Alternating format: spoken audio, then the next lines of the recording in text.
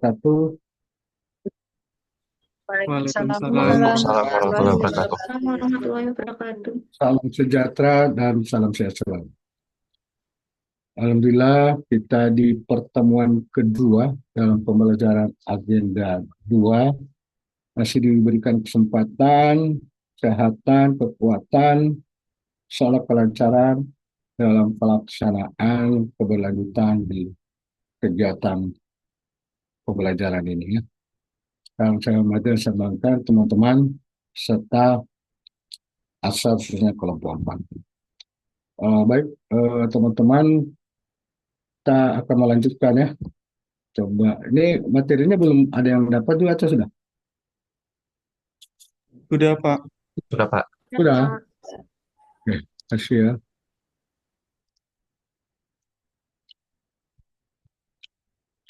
Jadi kalau materi sudah ada, tolong diperhatikan ya tugas-tugas ya. Nah, nanti akan kita lakukan. Jadi tugas itu tidak berarti dikerjakan nanti sudah sesuai apa waktunya ya, tapi minimal sudah bisa dikerjakan. Kemarin kita sudah sampai di sini ya. Iya, Pak. Ya, penyampaian tugas ini ya. Baik, kita Sudah, Pak. lanjutkan teman-teman. Tadi di awal pertemuan kita itu saya baru memberikan eh, satu motivasi ya di dalam kita memahami agenda 2 itu sendiri ya. Atau paling tidak membekali kenapa sih harus kita belajar agenda 2 ya. Mulai dasar-dasar kebijakannya ya. Sampai bagaimana Bapak Ibu bisa memahami dengan kita menggunakan satu konsep teori 6 level ya, kognitif dan pembelajaran menurut Andres ya. Sekarang kita masuk pada kegiatan pendalaman. Namanya ASN berakhlak ini ya, saya kembali mereview, itu adalah meliputi 7 komponen atau 7 akronim dari berakhlak ya. Orientasi pelayanan, akuntabel, kompeten, harmoni, loyal, adaptif, dan kolaboratif. Kita masuk pada tahap pertama tentang orientasi pelayanan ya. Orientasi pelayanan Bapak Ibu berarti kita berbicara tentang bagaimana kita memiliki komitmen, bagaimana untuk memenuhi kepuasan masyarakat dengan memberikan pelayanan prima. Ya.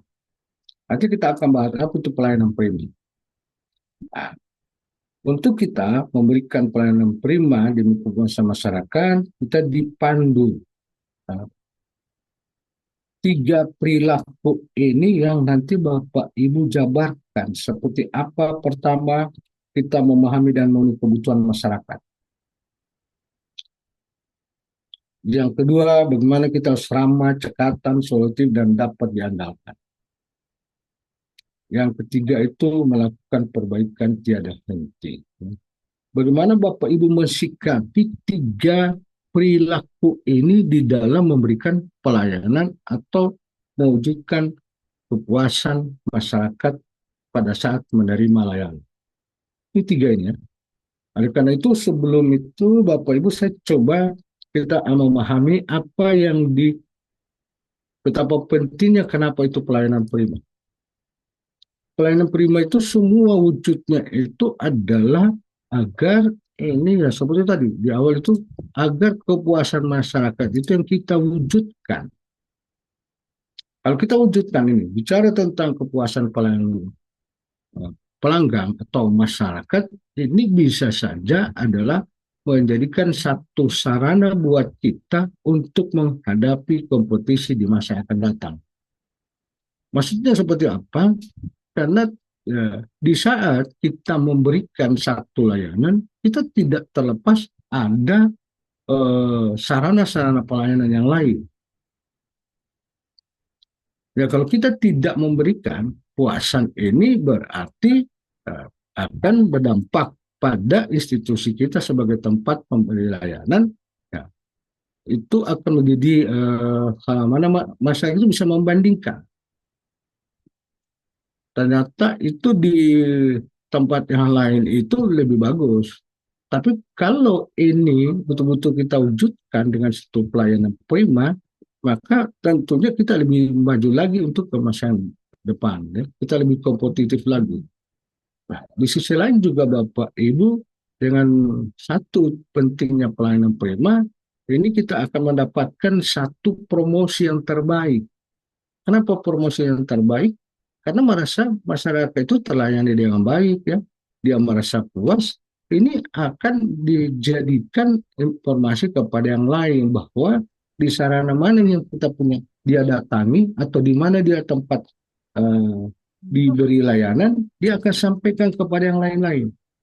Oh, ternyata di sarana itu lebih bagus karena dia mewujudkan satu pelayanan yang prima. Nanti kita lihat bagaimana wujud dari pelayanan prima. Nah, di sisi lain itu sama-sama dengan aset terpenting ya. Jadi ini sarana sebagai untuk kompetisi, tapi di sisi lain juga ini menjadi aset terpenting buat kita. Ya.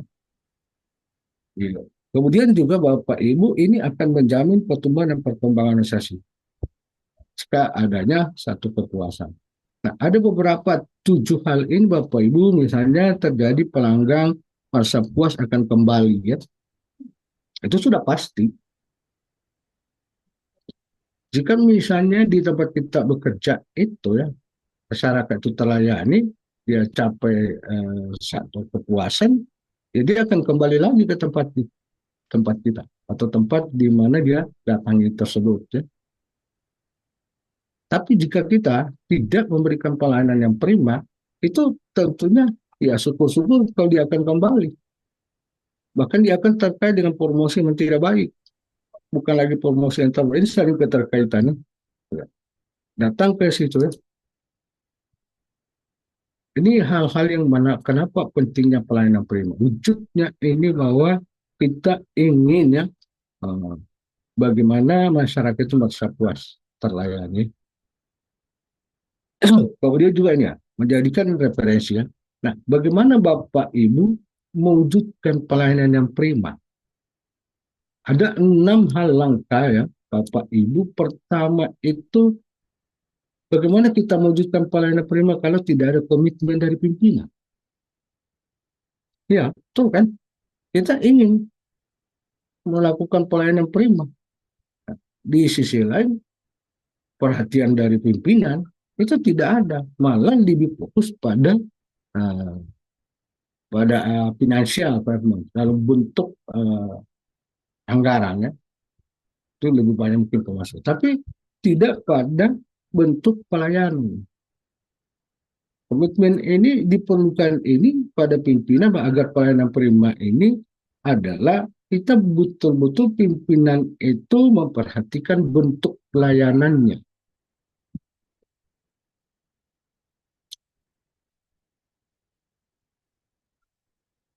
Ya, muncul lagi berubah.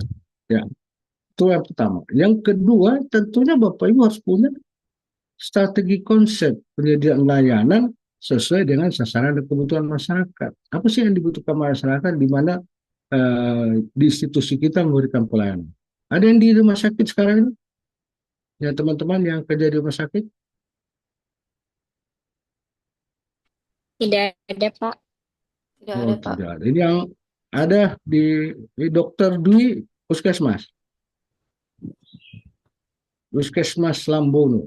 Ya. Iya, Pak. Nah, Di puskesmas. Dokter Dwi itu kan ya satu strategi konsep atau core bisnisnya di puskesmas itu apa yang ada di sana, Ibu Dokter Dwi?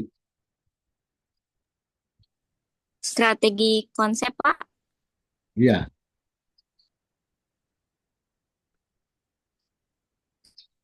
misalnya penyediaan layanan sesuai dengan Eh, sasaran dan kebutuhan masyarakat. Di puskesmas itu kan ada disebut poli apa, poli B, poli C. Ya, betul ya? ada, Pak. Ada poli umum, ada poli KIA sama balita, ada poli KB juga. Jadi dia sudah sendiri-sendiri. Nah, itulah satu strategi konsep yang Ibu ada di puskesmas, kan begitu. Nah, tentu ini apa? Untuk memenuhi kebutuhan masyarakat. Jadi kalau masyarakat ingin misalnya ke poli apa? KIA, itu kan sudah Saya di sana ke KIA. Ya. Kalau gitu, ada berapa poli di sana, Bu?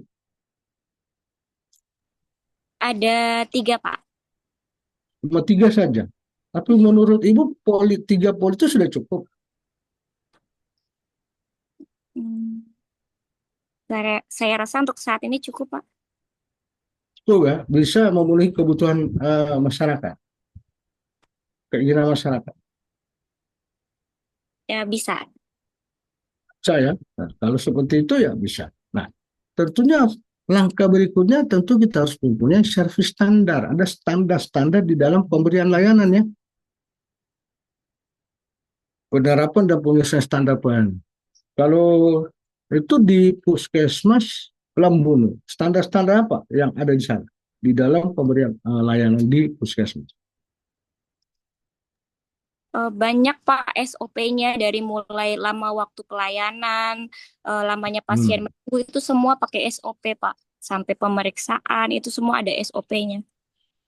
Ya, itu berarti ya di puskesmas itu sudah mewujudkan ke pelayanan prima, kan? Karena sudah ada standar-standar yang tentu menuntun di dalam pemberian layanan. Kalau menurut dokter, apakah sudah cukup? Apakah perlu ada SOP lainnya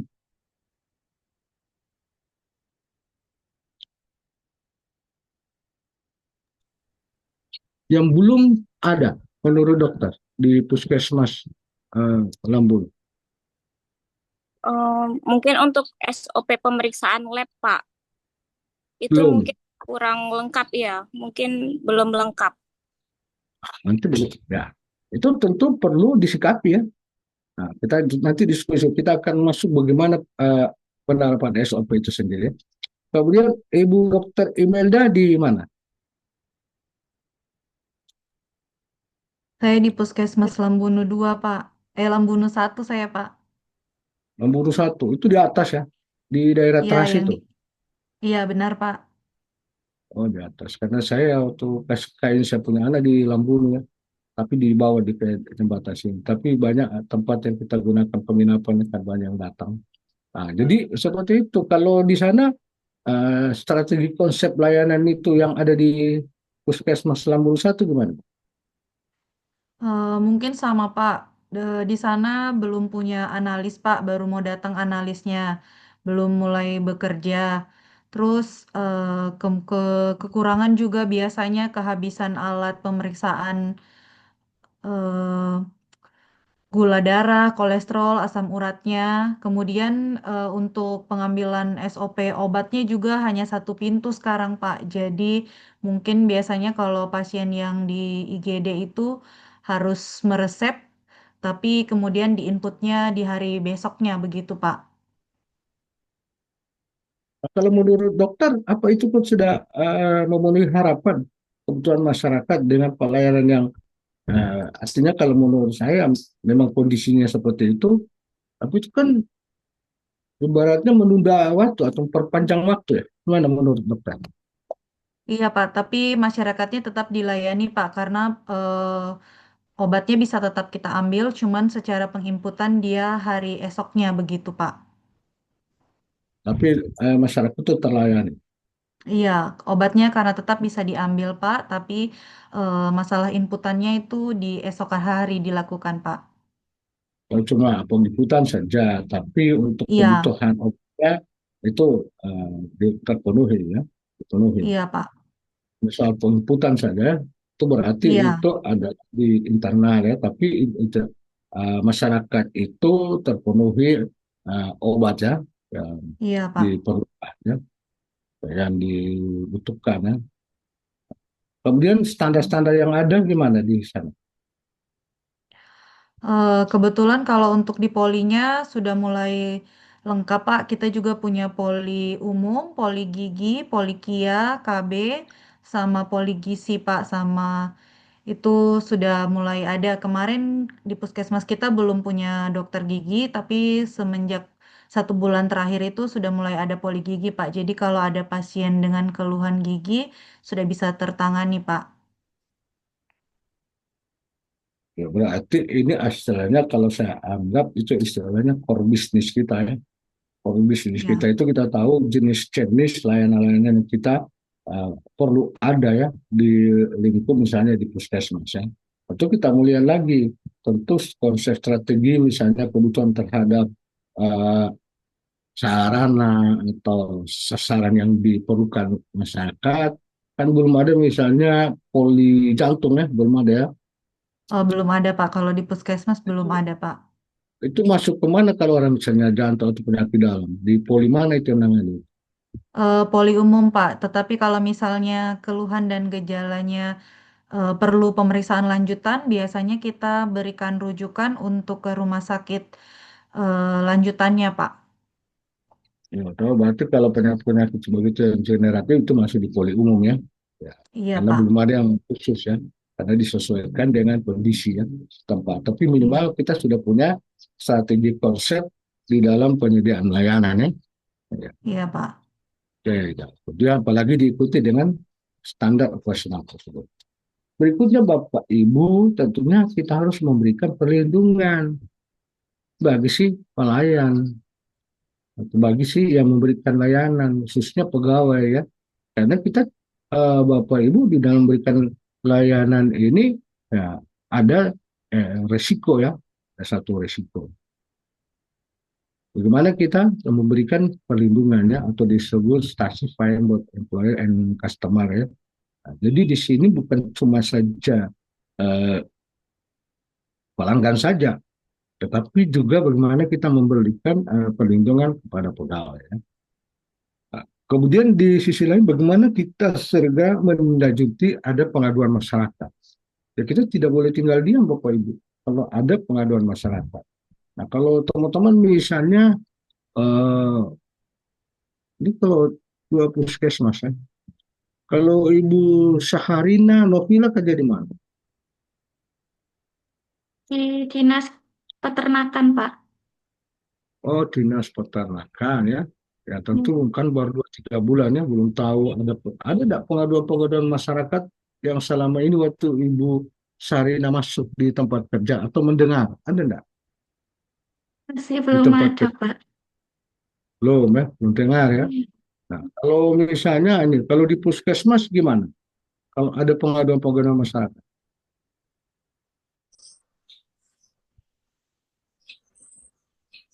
nih yang puskesmas tadi, dokter Julian dengan dokter, nah, yang mana? Silakan. Kita diskusi ya, supaya kita langsung ini namanya pendalaman. Kalau Dokter Imelda ada nggak? Pak, Selama 2-3 bulan situ, ada pengaduan nggak? Dengar dengar. Untuk sekarang belum ada Pak, karena sebelum masuk itu saya sudah diberitahu pengaduan masyarakat kalau boleh, kalau melayani masyarakat harus disiplin waktu Pak. Jadi supaya tidak ada pengaduan seperti selanjutnya sebelum-sebelumnya, ya saya datang ke poli tepat waktu Pak. Ya, kalau pengaduan masyarakat itu sudah datang kok, tidak ada ini apa, tugasnya, Iya, tidak ada pelayannya. Itu bisa juga menjadi menimbulkan pengaduannya, iya Pak. karena mereka sudah mau dilayani tidak siap. Itu bisa. Ya. Kalau di ke dokter Dwi selama dua pengaduan tiga kan, masyarakat. ya gimana? Kami punya kotak saran, Pak, di setiap poli. Jadi kalau memang ada pelayanan atau apapun yang masyarakat rasa kurang senang, mereka bisa menulis dan memasukkan dalam kotak saran. Nanti biasanya kita akan evaluasi jika melakukan rapat mungkin lokmin, Mungkin. lokal karya minggu begitu ya. Nah, itu segera menlanjuti pengaduan masyarakat ya. Berarti ada sarana ya, sarana yang disiapkan ya. Kemudian juga salah satu kalau tidak salah untuk penilaian akreditasi juga bagian itu harus ada ya. Sarana untuk pengaduan mungkin dokter yang baru belum belum masih mungkin dengar-dengar ya, belum mengikuti nanti kalau ada akreditasi ya. Nah, itu tentunya Bapak Ibu. Nah, kemudian juga di dalam mewujudkan pelayanan prima itu sangat tergantung kesiapan sumber daya manusia sendiri. Apakah sumber daya manusia itu sudah memiliki kompetensi? Sudah, tapi hanya batas kompetensi yang ada, tidak pernah dilakukan pengembangannya. Kemudian juga Bapak Ibu perlu ada penjaminan juga keamanannya, sama saja tadi dengan bagaimana memberikan perlindungan bagi internal pegawai. Keselamatan kerja di rumah sakit itu kan, di puskesmas itu ada ya kegiatan namanya penjaminan keselamatan kerja ya. Mana ada keselamatan kerja, ada program itu, kegiatan di puskesmas. Ini cuma 2 puskesmas. Di puskesmas apa lagi yang di puskesmas ini? Ini karena terkait langsung dengan apa namanya masyarakat ya. Kalau Pak Muhammad Azwa Talib di mana? STP di mana kerjanya? Saya di Dinas PUPR, Pak, bidang sumber daya air. Oh, Dinas PUPR. Itu pasti ada kaitan dengan keselamatan kerja, tidak? Itu Pak, sudah ada SOP tersendiri untuk keselamatan kerja. Apalagi kan kalau kami di SDA itu Pak lebih banyak ke lapangan terus Pak. Ya, karena kemarin ada teman yang mengangkat itu, bagaimana artinya optimisasi terhadap K3. Oke. Di dalam mewujudkan pelayanan prima, Bapak Ibu didukung dengan infrastruktur ya, atau sarana. Misalnya memerlukan teknologi ya, juga perlu ada informasi dan komunikasi ya, atau disebut TIK ya, teknologi informasi dan komunikasi itu perlu ya. Ada juga Bapak Ibu sarana prasarana lain penunjang. Tadi didengar berbeda, ada sarana-sarana lain yang masih perlu ada perhatian ya. Ya. Itu memang kalau itu kita lihat itu harus kita segera sikapi, karena nanti lagi-lagi tidak akan memberikan pelayanan yang baik. Ya. Dan yang terakhir Bapak Ibu, ini yang tadi yang disebut lewat Lokmin, Loka Karya Min, itu monitoring ya sistem pelayanan yang kita berikan ya. Jadi tidak hanya semua sudah siap, bagaimana pelayanannya nih.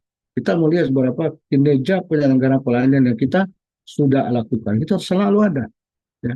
Nah itu gunanya itu ada Lokmin, Loka Karya Min itu setiap bulan ya Ibu di puskesmas ya. Iya, ini suara saya kedengaran. Kedengaran, Pak. Kedengaran, Pak. Kedengaran, Gimana Pak. ya? Kedengaran ditanya tidak dijawab. Saya cabut baterai.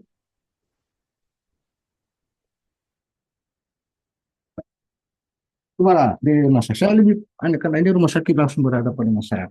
Nanti saya tanya yang lain. Kalau Atika di mana? Di kantor Camat Terue, Pak. Oh, ini camat lagi Toru ya. Waduh.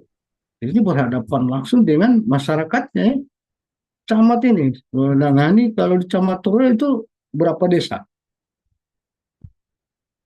7 desa, Pak.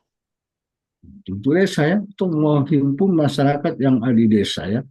Tentunya Bapak Ibu di sana punya strategi konsep bagaimana melayani masyarakat di sana ya. Ada enggak standar-standar operasional prosedur yang di kecamatan itu? Setiap bentuk layanan, misalnya layanan tentang administrasi ya, yang Ibu ketahui di sana. Gimana, Untuk pelayanan administrasi di kantor camat, Pak, untuk saat ini masih secara manual. Dan untuk melayani masyarakat, kita utamakan seperti ramah, cepat, dan mudah. Itu dalam hal sikap perilaku, tapi menuntun kita agar kita itu melayani orang membutuhkan satu surat misalnya, surat, terus bagaimana itu? Itu kan harus ada yang panduan kita ya. Panduan kita ini maksudnya Bapak Ibu, kita mulai bekerja dari mana dan berakhir kemana dan siapa semua saja yang berperan. Itu perlunya nama ada SOP ya. Kayak begitu ya. Mungkin karena Ibu Atika kan baru 2-3 bulan ya, belum lihat secara mendalam apa yang ada di kecamatannya. Tapi nanti kan akan lihat, ibu akan lihat lagi ya, ternyata ini membutuhkan satu SOP. Kita bisa saja membuat satu SOP menerima tamu, misalnya. Ya, itu bisa dibuat supaya artinya kita itu punya panduan ya. Kalau Ibu Dewi Mulyani di mana? Puskesmas Pangi, Pak.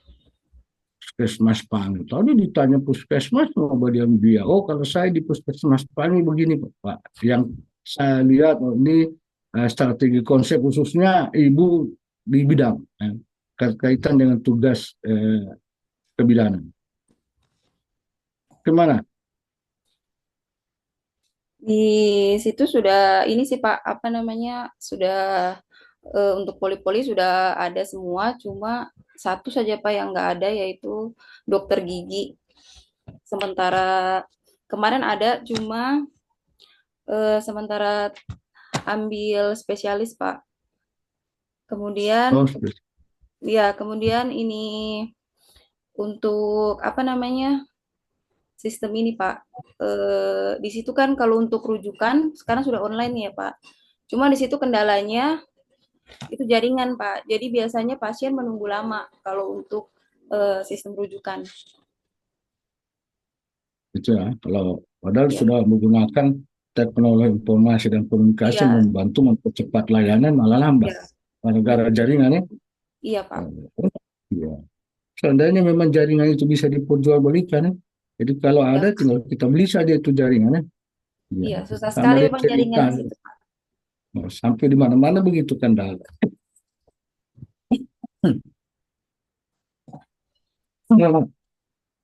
Saya minum dulu.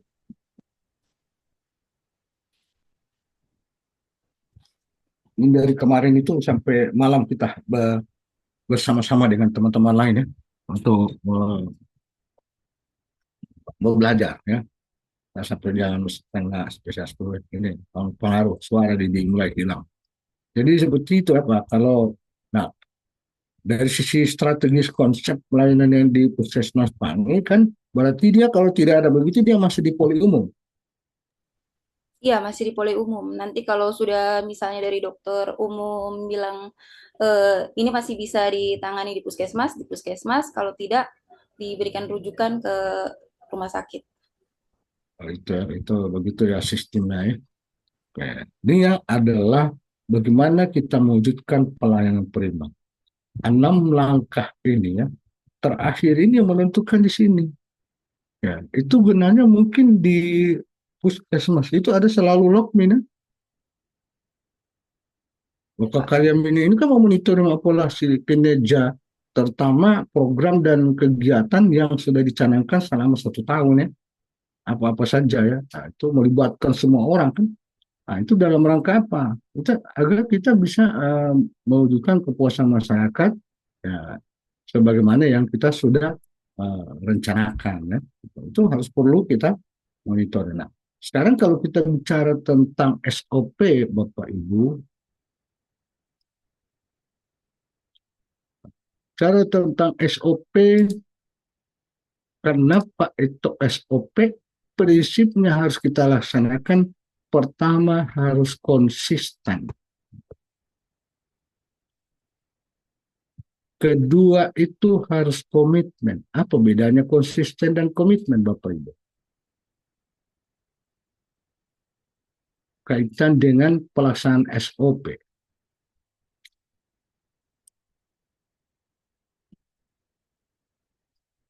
Ada bisa berikan gambaran? Apa bedanya konsisten dan komitmen? Kalau konsisten Pak, SOP-nya itu kalau bisa tidak sering berubah Pak, karena kadang mendapatkan masyarakat kalau SOP-nya itu berubah-ubah. Terus kalau untuk komitmen yaitu bagaimana kita membuat kita sendiri yang bikin SOP ini, tapi kita sendiri harus melaksanakannya dengan sebaik mungkin. Gitu Pak, menurut saya. Miro, bagus ya. Kalau konsisten itu ya seperti itu apa yang disebutkan oleh Pak Amiro. Ya, konsisten di itulah. Ada kan kalau SOP itu kan namanya ada flowchart dari mana tahap 1, tahap 2, tahap 3, tahap apa dan terus ya. Nah, jangan kita misalnya data berikutnya langsung lompat ke tahap 2, langsung ke tahap 4 kan. Ada kan tahapan-tahapannya dan siapa semua yang terlibat. Nah, kalau komitmen ya kita laksanakan. Kan? Kalau memang sudah begitu komitmen. Namanya komitmen. Komitmen itu ibaratnya ini janji ya atau satu keterikatan kita bahwa di dalam melaksanakan satu layanan yang sudah disiapkan standarnya ya harus kita laksanakan ya. Nah, kemudian ini yang ketiga adalah perbaikan berkelanjutan. Maksudnya perbaikan berkelanjutan seperti apa? Dan jadi misalnya tadi konsisten pemilu. Bisa saja SOP yang ada perlu ada penyesuaian-penyesuaian, perubahan-perubahan dengan kenapa? Ya, bukan tadi yang seperti Pak Amirul yang dibilang sering berubah-ubah. Maksudnya berubah itu betul hari ini dilaksanakan, besok tidak, atau mungkin tahapan yang awal ada kalau kita urut nomor 1 kok lompat ke 3 itu. Nah ini maksudnya perbaikan kenapa? Ada perubahan karena regulasi. Ada hal itu karena kebijakan ya. Kemudian juga ada perubahan karena sistem. Jadi kita menyesuaikan SOP itu harus menyesuaikannya sehingga perlu ada perbaikan berkelanjutan. Jadi kita tidak menganggap SOP itu sudah ini yang terus-terus yang kita gunakan.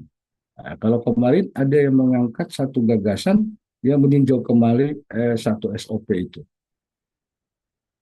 Nah, kemudian namanya SOP berarti mengikat siapa saja. Bagi yang ada di tempat kita bekerja, itu semua harus menggunakan SOP yang ada. Jadi mengikat buat kita untuk bekerja. Ya. Jadi panduan kita. Nah, kemudian juga Bapak Ibu, seluruh unsur harus memiliki peran penting. Karena sudah diatur kalau SOP ini, misalnya ini kalau misalnya SOP tentang administrasi surat masuk. Itu pertama kalau surat masuk itu misalnya masuk dulu kalau ada kantornya itu ada di resepsionis misalnya. Dari resepsionis diantar lagi ke bagian umum siapa sih penerima surat di sana. Penerima surat itu dicatat lagi misalnya ini kalau SOP kemudian di bagian penerima diteruskan kepada atasannya lagi ya. Atasannya lagi itu meneruskan lagi ke atas ke pimpinan ya. Itu tahapan-tahapannya. Nah, jadi siapa semua yang unsur-unsur yang tadi bahas itu. Jadi semua memiliki peran penting. Tidak ada yang bilang, oh saya yang paling penting. Tapi semua unsur di dalam itu memiliki peran penting. Nah, kemudian juga SOP ini Bapak Ibu harus terdokumentasi dengan baik. Dan kala dicari mana itu SOP. Oh dulu ada di sini, ini sudah kasih karena mungkin karena tidak terdokumentasi dengan baik atau mungkin saja SOP itu cuma dalam bentuk dokumen tidak digunakan sehingga ya, bagaimana akibatnya kalau kita tidak simpan dengan baik, tidak terdokumentasi dengan baik. Ini perlu prinsip-prinsip pelaksanaan SOP ya. Nah, kemudian bagaimana apa manfaatnya SOP Bapak?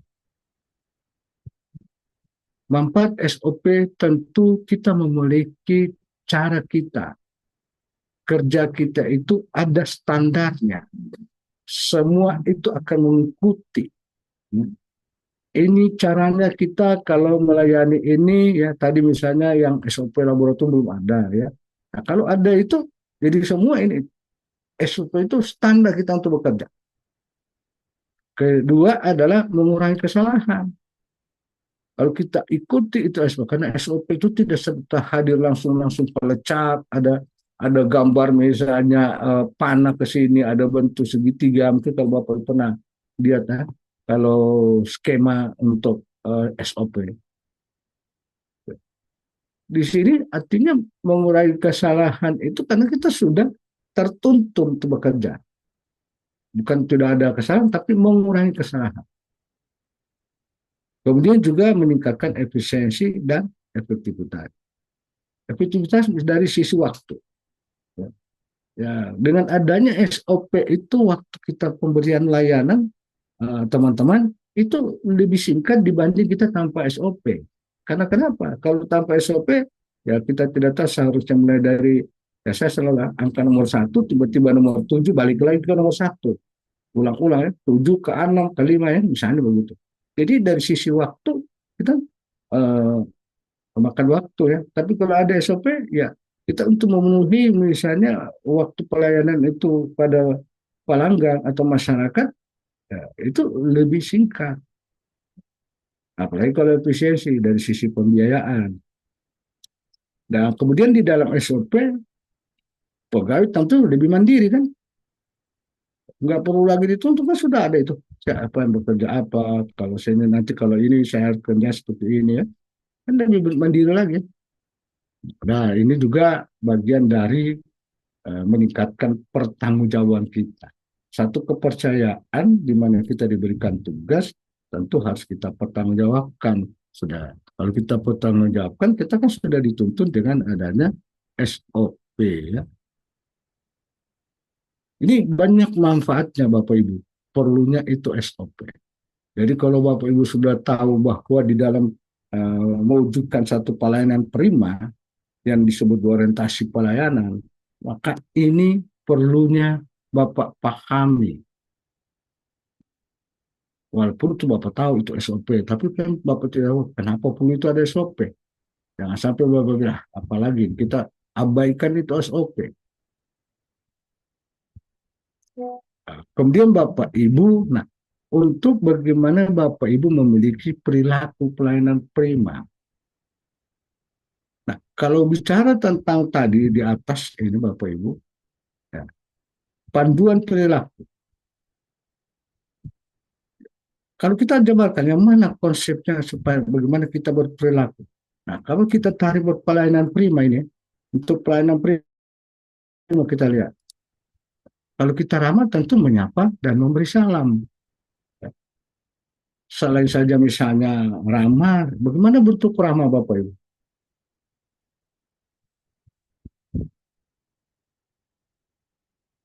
Ya, siapa yang ada di sana? Kalau Bu Yunita SE gimana? Di mana tugasnya? Di Dinas Pemberdayaan Perempuan, Perlindungan Anak, dan Keluarga Berencana. Ya, siapa semua Ibu punya pelanggan yang datang? Kalau misalnya di kantor itu. Atau kita sendiri yang mendatangi pelanggan? Ada juga ibu-ibu remaja yang datang untuk konsultasi. Ya. Apalagi kalau ada pengaduan ya, tangani di Iya, sana. Yang iya, biasa itu kan ada kekerasan, tangani iya, situ, pada di saat- situ. iya di bidang perlindungan anak PPA. Nah, Cuman perlindungan saya anak di kan, bidang, iya, iya. di bidang apa Ibu? Kalau saya di bidang KB, Pak. Oh, kan. Nah, Iya, tentu ramainya bagaimana kita mau ramai. iya. Kalau ada ibu-ibu yang datang konsul, kami memberi sapa dan memberi salam, ramah dan senyum kepada eh, ibu atau remaja yang datang untuk konsultasi. Coba kalau dia datang Ibu marah-marah, bagaimana? Apalagi dengan beban, dengan mau bawa pengaduan. Ya. Itu ya, inilah bentuk perilaku pelayanan prima kita. Di dalam Bapak Ibu mengorientasi pelayanan. Ini cepat dan tepat waktu. Nah, kan misalnya itu di SOP juga itu kan sudah bisa kita tahu dalam melaksanakan itu waktu yang diperlukan di dalam mengajarkan itu sudah bisa kita ukur SOP itu. Jangan misalnya layanan yang memang agak cepat diperlambat. Nah, ini juga ya kalau misalnya ibu-ibu datang Ibu Yunita ya datang dengan pengaduan atau butuh apa namanya informasi katakanlah ya, mau yang muda, yang ibu-ibu ya tentu kita dengar dulu kan, Iya, Pak. kita dengar dengan sabar dan aktif. Ya. Tapi kadang-kala juga ya kita mendengar, tapi yang menyampaikan juga ini orang bilang mungkin judes ya, belum ini ya alasan judes ini.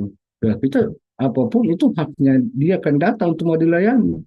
Mau judes apa mau marah-marah ya sabar ya. istilahnya sabar kau dada. Dia bilang sabar itu di sini ya. Kalau lagunya Citata itu apa? Oke ya. Nah ini juga bagaimana kita itu berpenampilan yang rapi. Mungkin ini Bapak Ibu semua 8 katakanlah yang ada itu yang dibutuhkan oleh masyarakat dari sisi perilaku kita. Bukan saja bentuk layanan yang harus kita berikan, bisa saja. Apalagi di bawah ini ada ramah, cekatan, solutif dan dapat diandalkan. Kemudian Bapak Ibu, nah kita kembali lagi itu. Nah, apa harapan masyarakat? Ekspektasi harapan masyarakat kepada kita itu apa? Berdasarkan Undang-Undang Nomor 25 tentang Pelayanan Publik, Bapak Ibu, kita itu ASN selain di Undang-Undang Nomor 20 tahun 2003, kita itu ASN apakah namanya PNS atau P3K itu adalah sebagai pelayanan publik. Dijabarkan kita melaksanakan pelayanan publik di Undang-Undang Nomor 25 disebut kita sebagai penyelenggara. Ya. Mau sebagai pelayanan publik, sebagai penyelenggara, siapa yang harus kita layani? Ya si penerima layanan dalam hal ini adalah masyarakat atau publik. Ya. Nah, apa bentuk yang kita berikan sebagai pelayan dan kita menerima yang butuh dilayani? Tentu mereka butuh kepuasan. 3 hal ini Bapak Ibu untuk kita jawab, mari kita lihat. Kalau pelayanan kita itu baik, mungkin tidak cukup baik. Tidak cukup sampai di situ. Mungkin akan lebih baik lagi kita lakukan. Ya. Kita kan melihat, oh ini masihnya perlu kita tingkatkan lagi. Itu dia bilang jangan kita di poin ketiga ini menjawab itu adalah bagaimana melakukan perbaikan tiada henti. Ya. Ini kalau kita mau menjabarkan nilai-nilai, berarti kalau sudah baik, bagaimana lebih baik lagi? Kalau misalnya cepat, bagaimana lebih cepat lagi? Atau yang lambat, kita lebih cepat lagi ya. Dan juga bagaimana yang baru lebih baru. Misalnya juga masih manual gitu. Nah, kita juga masih bangga dengan pelayanan itu. Jadi kita tidak boleh berhenti. Kita buat lagi hal yang baru. Pelayanan misalnya dengan cara digitalisasi. Walaupun tadi disampaikan oleh Ibu, ini tetap kendala dengan jaringan. Ya. Namun dari sisi kendala jaringan mungkin hanya saat misalnya terjadi kendala seperti itu. Tapi kalau misalnya dari sisi manual itu terus, ya. Nah, kalau kita bicara bandingkan digitalisasi dengan manual, waktu berapa yang diperlukan dengan kita melaksanakan cara manual dengan cara digitalisasi hanya terhambat karena jaringan. Itu kita bisa bandingkan. Bahwa Bapak Ibu ya tentu kita harus lebih murah lagi ya, disesuaikan ya, kondisi bukan maksudnya dikasih mahal ya. Kalau memang sudah murah kita kasih lebih murah lagi, tapi kalau memang tidak ya sudah gitu ya, nanti disesuaikan dengan kondisi ya.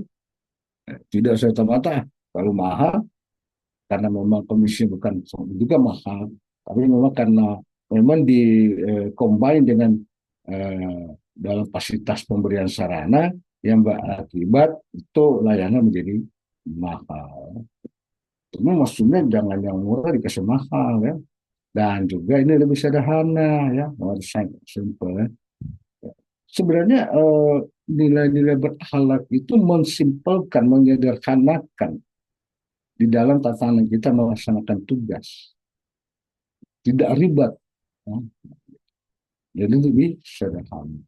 Jangan maksudnya ini panjang ya, ditambah lagi alur yang seharusnya cukup cuma sudah kalau begitu ke sana lagi biasanya di tempat lain, misalnya pelayanan administrasi selesai dari meja 1 ke meja 2, meja 3 tidak jelas di mana penghujungnya ya. Itu kan harus disederhanakan, diputus saja kan cuma satu meja 1 yang lain meja 1, jangan bikin lagi meja 2, meja 3. Ya. Dari sisi cara kita memberikan layanan. Kadang-kala ini, kalau satu tidak cukup, bikin dua lagi, kasih tiga lagi. Akhirnya kan menyusahkan orang, memperpanjang, sebenarnya hanya satu saja dia. Ini kalau bicara tentang harapan masyarakat. Nah, kalau tadi kita coba, Bapak Ibu bisa nggak mengartikan atau mendiskusikan dua gambar ini setelah Bapak Ibu mengetahui bagaimana itu pelayanan prima diperlukan, ya, nah, bagaimana kita orientasi pelayanan. Nah, kalau kita lihat di gambar sebelah kiri, kalau kita karena kita berhadapan, nah, kalau kita balik dari saya sebenarnya sebelah kanan, ya. Nah, ini kalau dilihat emoji ini kan marah. Orang bilang, kalau orang Manado bilang sota angka di kuning. Kuningnya sota angka, ya. Untuk orang, kalau orang Lambunu bilang apa kalau sota angka kuning, apa dibilang di sana? Sama, ya. Udah terima, udah ketawa. Nah, dibanding ini, waduh, di sini dia bilang, oh good, dua, bayangkan dua jempol. Kira-kira apa gambaran yang Bapak bisa sampaikan dengan melihat ini dan mengacu kepada penjelasan saya yang disebut namanya pelayanan prima? Silakan.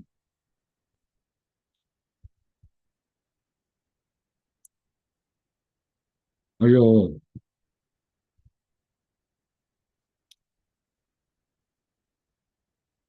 Baru satu nih, komponen dari berakhlak.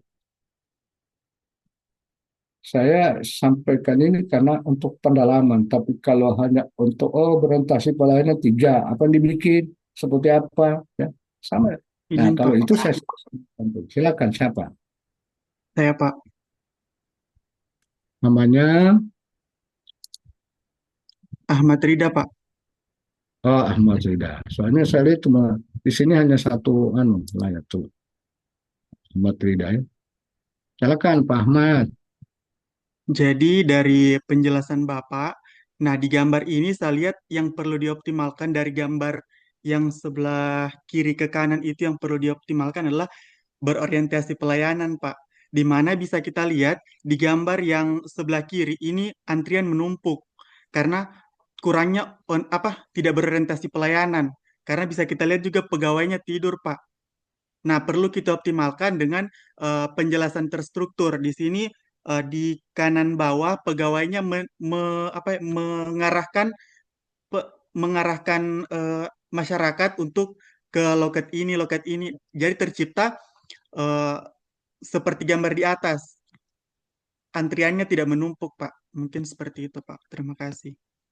Oke, yang lain silakan mendeskripsikan atau menarasikan bentuk dua gambar ini. Jika misalnya pelayanan ini terjadi di Indonesia saat ini, misalnya, oh terjadi pelayanan publik Indonesia saat ini, kok di sebelah ini seperti ini, di sebelah seperti itu, Bang.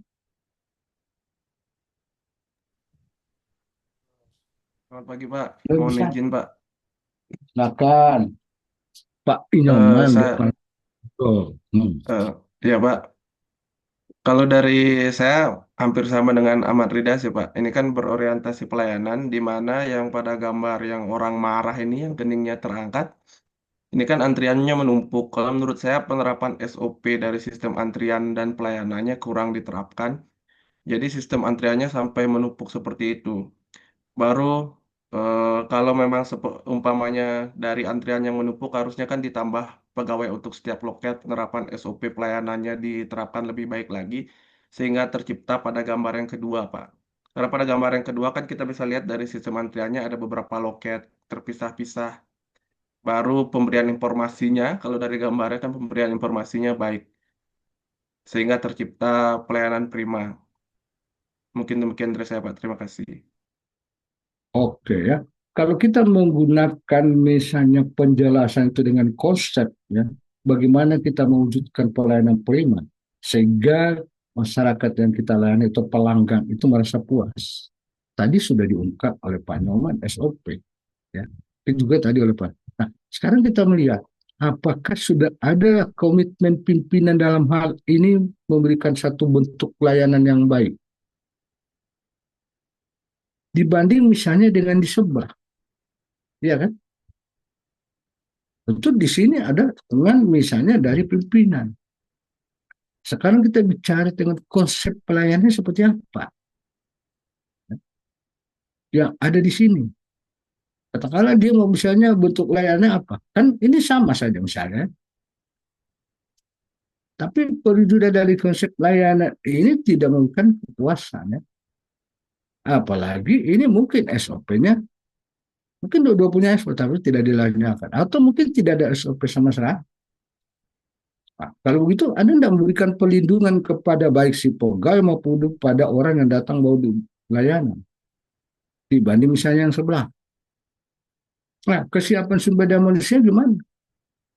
Nah, di sisi sana kita melihat kok sumber daya manusia di nyata-nyata sebagai pelayan datang di tempat kerjanya hanya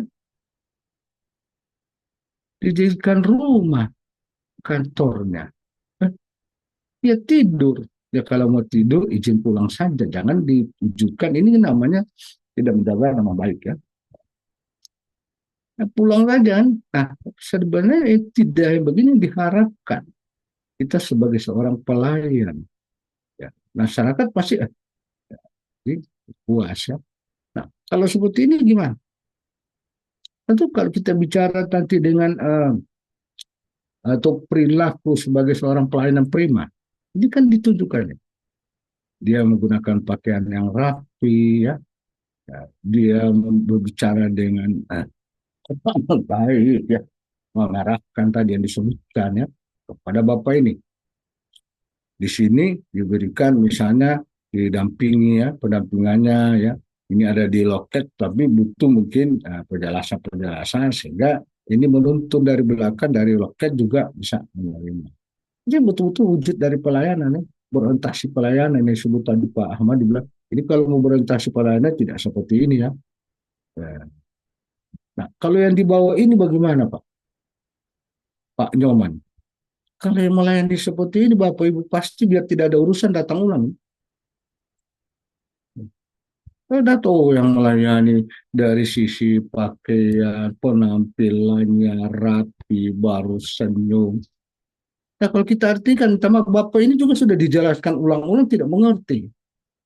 Bukan tidak mengerti, dia terkagum-kagum bagi dia menjelaskan. Kalau dia tidak mau pulang. Padahal di belakang sudah antre, Bapak. Bukan cuma Bapak yang mau dilayani, orang sudah antre di belakang, kan? Ini wujud pelayanan prima. Kalau kita bicara kembali tentang prinsip pelayanan prima. Memberikan kepuasan, ya. Ya, ada respon, ya. So, kalau tanya Pak, saya biasa kalau diskusi dengan teman-teman, seandainya, ya, seandainya saja, ya, namanya saja kita mau dilayani, ya, pasti datang lagi. Saya paling tidak cuma singgah, ya, pura-pura bertanya lagi, kan begitu, supaya mendapat penjelasannya. Tapi kalau seandainya Bapak butuh tempat layanan Ibu seperti itu, saya sebenarnya hanya mengingat waktu saya di kesehatan Bapak Ibu, saya kan basic saya kedokteran. Saya itu dulu waktu di kami, ya. Nah, saya lakukan satu orientasi atau benchmarking di salah satu di apa namanya, satu jalan saya lupa, ya, Banyuwangi.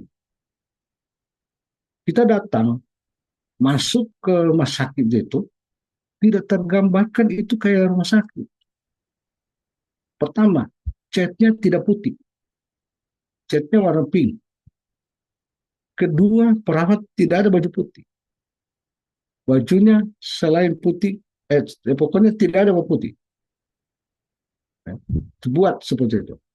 Yang ketiga, yang memberikan atau yang menerima tamu itu senyum, ramah. Saya biasa dengan Pak Direktur, Pak, bagaimana orang, kalau kita lihat saja, ya, dari sisi face itu tidak masuk orang bilang nanti yang cantik-cantik itu apa, bisa dia itu memang utama supaya menarik, kan. Kalau di swasta itu biasanya harus menarik pelanggannya. Tapi ini kok kalau dari sisi menurut saya sih dari sisi face kok bisa ditempatkan seperti itu di bagian apa penerima tamu misalnya ya.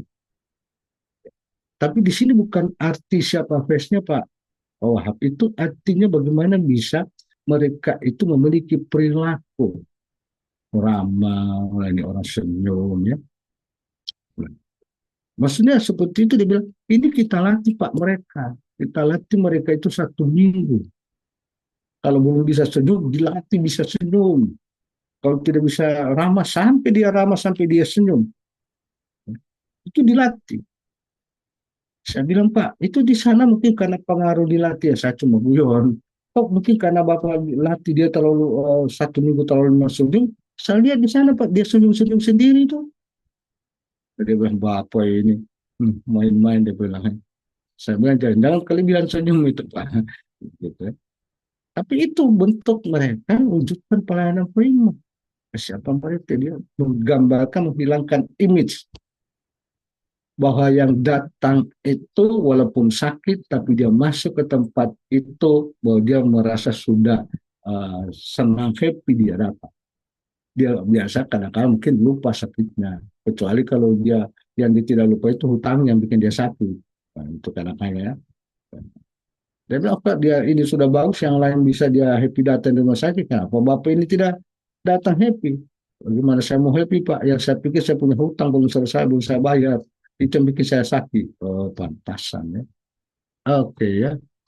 Ini gambarannya ya Bapak Ibu yang sudah kita artikan dari konsep pelayanan prima dan bagaimana kita mewujudkan pelayanan prima dengan 3 perilaku tadi ya. Oke, Bapak Ibu. Nah, terus bagaimana kita mewujudkan Bapak Ibu orientasi pelayanan setelah kita sama-sama mempelajari ya. Kalau kita memahami kebutuhan misalnya masyarakat, tentu harus kita identifikasi seperti apa bentuk kebutuhan masyarakatnya, seperti apa yang diinginkan. Dan kemudian kita harus merespon memenuhi kebutuhan yang ingin diperlukan secara proaktif sesuai tugas pokok fungsi kita apa. Terus yang datang butuh untuk dilayani itu seperti apa dia perlukan, harus kita identifikasi. Bagaimana cara mengidentifikasi itu Bapak Ibu? Mewujudkan ini. Ya bisa saja kita melakukan survei-survei kan. Oh ini kita tanya pada masyarakat. Ya, mungkin Bapak Ibu pernah kalau di puskesmas sudah sering buat survei kesehatan masyarakat SKM-nya?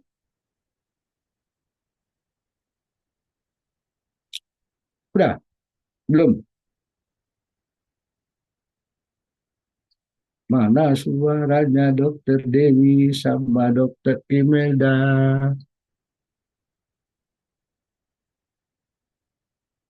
Udah sering dilakukan survei kesehatan masyarakat?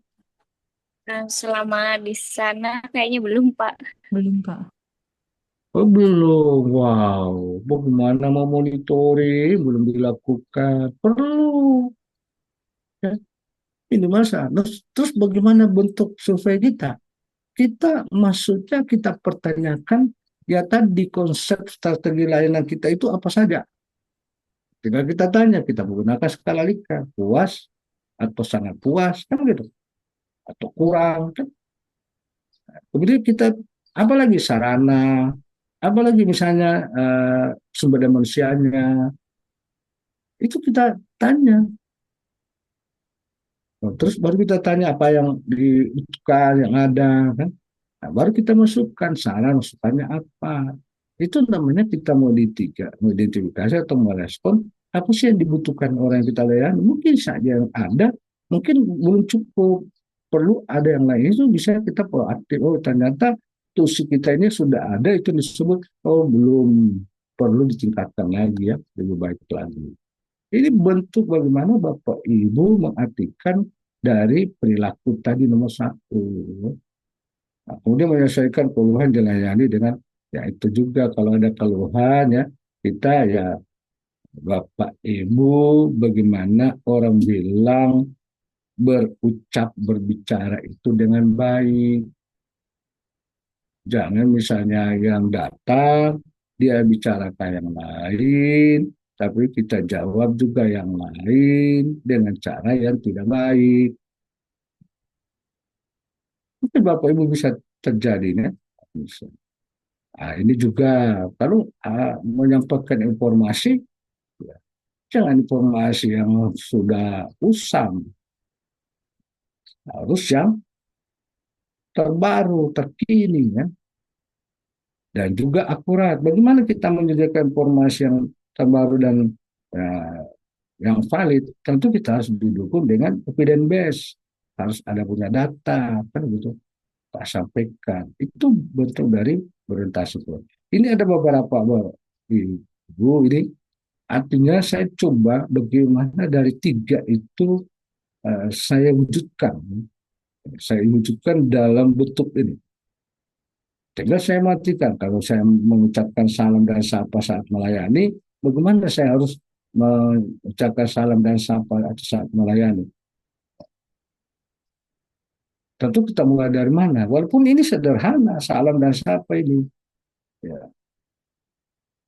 Dan itu biasanya selamat pagi atau salam, misalnya itu biasa pada umumnya, ya. Kita sapa, bagaimana kabar lu, apa yang bisa dibantu, kan gitu. Ya, ini kan sebenarnya hal-hal yang memang kita bilang agak gampang, dan kita sering salam dan sapa. Ya. Tapi bagaimana kita mengucapkan salam dan sapa yang datar itu sebelum kita layani, dia sudah menggambarkan, ini saya tidak salah kalau datang di tempat ini. Kan gitu. Berarti sudah menunjukkan orientasi pelayanan. Nah, juga memperbaiki tata kelola layanan dengan manfaat. Jangan misalnya, itu terus tata kelolanya masih manual. Cara kerja kita manual. Masih seperti itu, masih mempertahankan status quo. Ya, ya mungkin ya Bapak Ibu lahir ini karena orang-orang yang milenial, ya. Lahir dengan dunia yang sangat kebir atau sangat berada di perubahan, ya. Dan itu kita akan berhadapan dengan orang-orang yang di tempat kerja kita yang masih merasa nyaman, kan begitu, dengan apa yang ada, berarti dia belum proaktif, kan begitu. Ini beberapa unsurnya, Bapak. Nah, sekarang kalau kemarin ke Anda sana tugas itu sudah dibuat belum? Sudah. Betul, Pak. Sudah. Pak. Sudah, Bapak. Kan pertanyaan itu adalah selama Bapak di tempat kerja 2-3 bulan, apa sih yang Bapak sudah buat atau Bapak ya Ibu laksanakan? Kalau pertanyaan saya, berorientasi pelayanan itu siapa yang bisa kemukakan yang sudah dilakukan kurang lebih 2-3 bulan di tempat kerjanya? Itu memang tugas kelompok, ya. Tapi kan masing-masing itu menyampaikan ini tugas yang sudah lakukan dihimpun di tugas kelompok.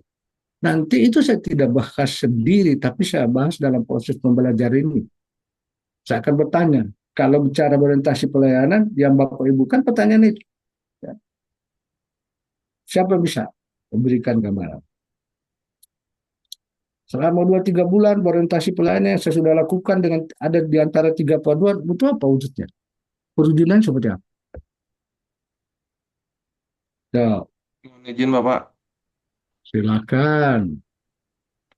Eh, saya Nyoman Firyatnyana Bapak, mohon izin untuk yang sudah saya lakukan karena kebetulan kan saya di kantor saya sudah cukup lama, jadi untuk berorientasi pelayanan ini yang sudah sering saya lakukan seperti memberikan penyuluhan, edukasi ke masyarakat terkait tentang kesehatan hewan. Yang terakhir kemarin saya lakukan, saya sempat turun di Kelurahan Mahesa, itu melakukan vaksinasi rabies, jadi sekalian memberikan edukasi ke masyarakat terkait tentang rabies pada hewan, memberikan tentang arahan-arahan yang bisa dilakukan untuk pencegahan rabies, seperti itu Bapak, untuk berorientasi pelayanan yang saya lakukan selama ini. Terima kasih Artinya Bapak. terpanggil dari Pak Dr. Hernoman itu karena tugasnya, ya. Apalagi Pak Hernoman sudah lama di sana. Ya, tentunya dengan adanya kegiatan tersebut, mau dan tidak mau, tanpa disadari memang itu dibutuhkan oleh masyarakat. Bagaimana respon masyarakat waktu Pak Nyoman kasih penyuluhan? Gimana? Kan kita bisa lihat yang tergambarkan. Gimana Pak Nyoman? waktu kasih penyuluh atau apa ya? Silakan. Untuk respon masyarakatnya cukup baik sih Bapak. Yang sering saya lakukan kan memberikan penyuluhan kalau turun ke lapangan biasanya ke masyarakat, tapi yang paling sering itu penyuluhannya di kelompok ternak Bapak. Jadi responnya cukup baik, bisa dilakukan juga dengan baik dari masyarakat dari saran-saran yang saya berikan terkait biosecurity, SOP dari pemeliharaan ternak yang baik seperti itu Bapak.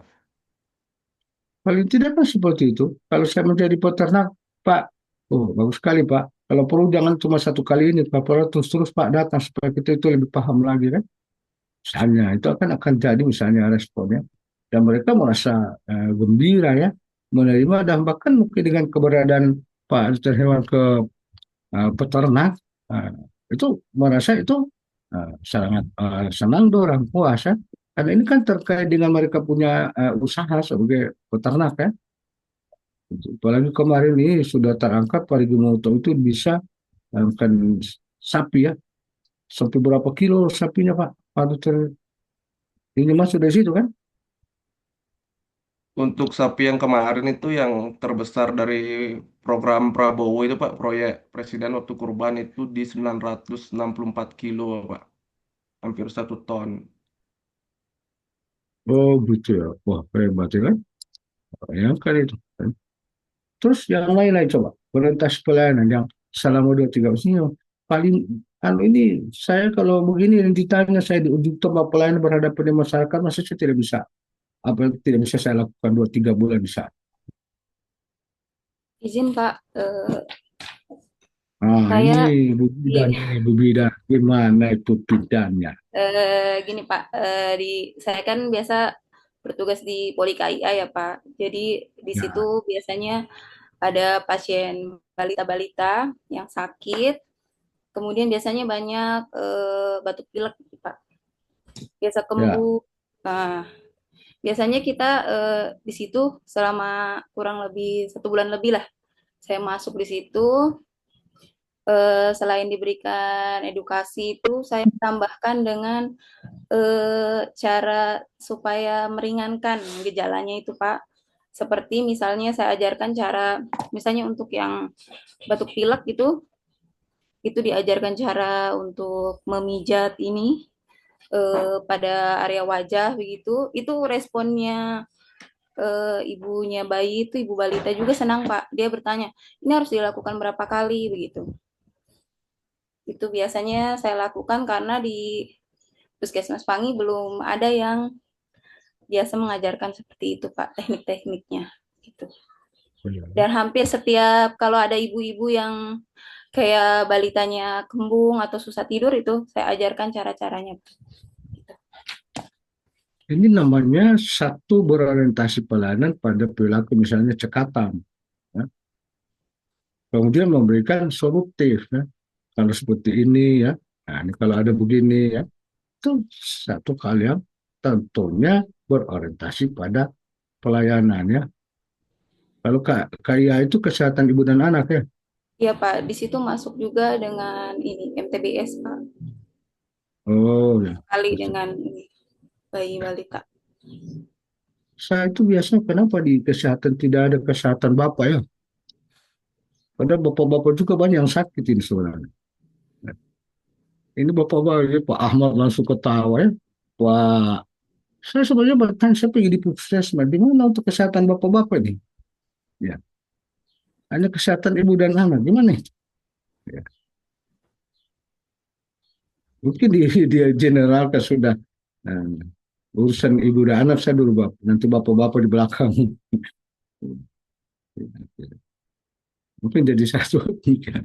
Saya tahu saya ini cuma spontan saja lah. Kok kesehatan ibu dan anak kapan bapaknya dirawat kesehatannya, padahal dia tulang punggung keluarga. Tidak ada artinya biar ibu dan anak walaupun dia sehat ataupun saya, kalau tidak ada bapaknya, ya. Nah ini saja guyonan Bapak Ibu. Kasih ya Ibu Dewi Mulyani ini satu hal yang baru buat saya dengarin. Itu Ya berarti Pak. Ibu tanpa diminta, ini maksudnya masyarakat itu Ya, tidak Kak. minta, kan gitu. Ya karena saya juga di rumah ada basicnya memang ada untuk pijat bayi, jadi saya terapkan juga di situ untuk membantu ibu-ibu toh kalau anak-anaknya ada keluhan seperti itu bisa meringankan dan bisa untuk mempercepat penyembuhan, Pak. Selain Itu dengan tanpa obat. diminta, ya. Tanpa diminta coba tampil kan seperti itu, ya. Ini kan wujud namanya berorientasi pelayanan. Kehadiran kita itu dibutuhkan pada saat itu, ya. Tanpa diminta sudah memberikan solutif-solutif, misalnya ada kalau seperti ini, ya. Nah, ya. Oke, ada lagi yang lain sebelum kita pindah ke habis orientasi pelayanan adalah akun tabel. Silakan. Saya tidak pernah dengar suara Ibu Fitri. Gimana Ibu Fitri? Iya, Mana terima suaranya? kasih. Izin menjawab, saya kan jabatannya sebagai penyuluh pertanian, sektor Ya, peternak. Di Dinas Peternakan saya berjabat sebagai penyuluh itu baru hampir 2 bulan. Tapi sebelumnya saya sudah menjadi staf di bidang penyuluhan. Yang selama ini saya lakukan, yang biasanya kita lakukan itu kita turun ke lapangan, biasanya itu ke kelompok ternaknya, menanyakan biasanya itu apa kekurangan, kendala yang selama ini kelompok ternak alami. Kebetulan kami di bidang penyuluhan dan prasarana. Biasanya kami mengecek apa prasarana yang belum ada di kelompok tersebut. Setelah itu, biasanya kelompok memberitahu. Kemudian kami menjelaskan bahwa SOP-nya untuk mendapatkan prasarana ini biasanya itu kandang. Kalau kandang biasanya kita jelaskan SOP-nya itu untuk mendapatkan bantuan kandang itu seperti apa. Kalau kami biasanya itu penyuluh penyuluh pertanian sektor peternakan itu membina delapan kelompok ternak. Masing-masing kelompok ternak itu harus tersimlu. Ada memang sistem penyuluh pertanian itu Pak untuk setiap kelompok yang ingin mendapatkan bantuan. Jadi kami awalnya itu menanyakan kekurangannya terlebih dahulu Pak. Seperti itu Pak. Terima kasih. ini artinya proaktif, ya. Nah, sejauh mana sih apa yang kebutuhan dari petani, ya? Itu kan Ya, pertanian, ya. kita Di penyuluh pertanian tapi sektornya itu di peternakan Pak. Untuk sementara, kalau untuk tahun depan belum tahu Pak, karena menurut informasi semua penyuluh itu ditarik ke pusat Pak. Oh begitu, ya. Tapi dari sisi jabatan Ibu pilih apa? Pertanian atau di peternakan? Penyuluh pertanian, Pak, penyuluh pertanian. Karena memang sebenarnya penyuluh peternakan itu tidak ada, Pak. Yang ada itu penyuluh pertanian, cuman sekarang kita ada beberapa penyuluh yang ditempatkan di Dinas Peternakan, Pak. Oh, demi kebutuhan mengisi, ya, kosongannya. Iya, Tentu Ibu harus memerlukan lagi peningkatan kompetensi lagi sesuai dengan tugas barunya, kan? Panggilan iya, tugas. Nanti kita bicara tentang kompeten, ya. Pak. Itu, ya. Kita bicara itu. Oke, ada lagi yang lain, satu lagi. Kita ini mohon maaf Bapak Ibu, ya kita ini kan eh, kalau kita mensikapi dari sesudah Bapak Gubernur itu 1/2 jam sebelum memasuki itu tentu aktivitas kita itu sudah diwarning untuk berhenti, ya. Kalau kita tidak salah ini kan waktu sholat zuhur itu 12:08, ya. Betul, ya? Kalau di sana begitu, Parigi. Kalau di sini jam 12:08. Parigi, Biasa 12.15, Pak. pas 12:15. Oh, kita berarti Kadang. lebih Enggak, kadang nggak sama kadang, sih. tapi masuk dari jamnya, ya. Ya. Nah, jadi kalau kita itu tentunya mungkin lagi 15 menit jam 12, ya, kita nanti lanjut lagi kepada pertemuan berikutnya. Walaupun misalnya, apakah sama lagi jamnya ini? Itu kadang-kala diperhadapkan dengan jam yang seperti ini, ya memang teman-teman bukan itu kan kesalahan Bapak di sana yang menyusul, bukan. Kalaupun itu kesalahan karena Bapak Ibu kita ini mengampu, ya, kurang lebih ada 34 angkatan. Provinsi saja itu 11 angkatan, kemudian Morowali 9 angkatan, Parigi nanti itu 2 angkatan, kemudian Banggai 5, Donggala 5, Touna 2. Kurang lebih sekitar itu. 34. Nah, kita ini cuma 8, masing-masing itu mengampu agenda 1, 2, 3, dan 4. Di samping itu, kita mengampu itu 1, 2, dan 3, dan 4 itu mengampu, artinya menjadi coach. Nah, kalau waktu diurutin di jadwal Bapak Ibu, makanya itu sampai ada malam.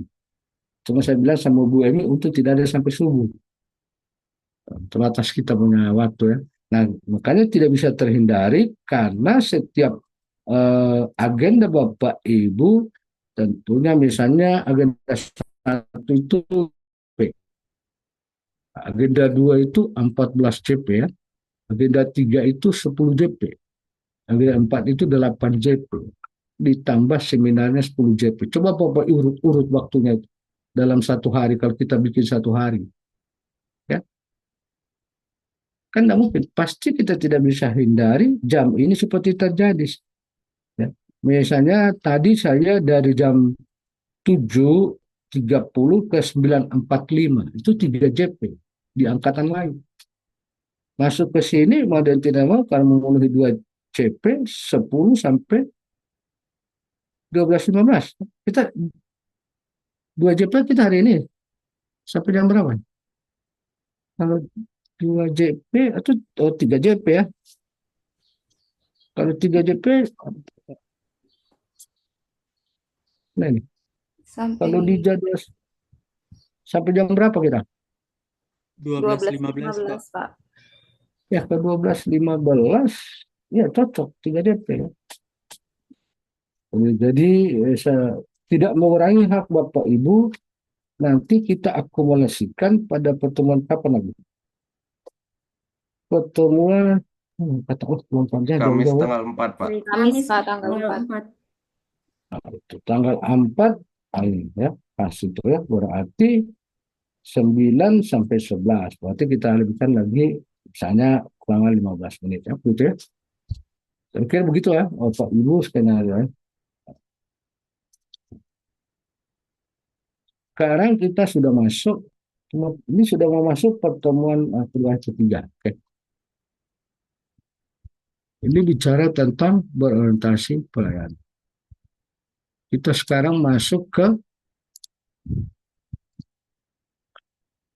akuntabel.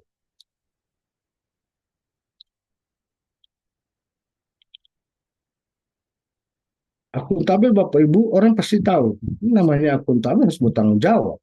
Kan gitu. Kenapa kita harus bertanggung jawab? Ya karena kita diberikan tugas atau diberikan kepercayaan. Jadi sesuatu namanya tugas atau pekerjaan yang diberikan pada kita itu bagian dari satu kepercayaan harus kita pertanggungjawabkan. Bagaimana wujudnya kita agar kita mempertanggungjawabkan? Ya, ada 3 hal panduan kita. Pertama, bagaimana kita melaksanakan tugas dengan jujur, bertanggung jawab, cermat, disiplin, integrasi, kan? Sampai misalnya menggunakan kekayaan dan tidak menyalahgunakan kewenangan jabatan. Ini bentuk wujud tanggung jawab kita atau disebut akuntabel. Dari unsur saja pertama, misalnya ya, nah kita misalnya dipercayakan ya, sebagai menjadi CPNS yang nantinya menjadi PNS.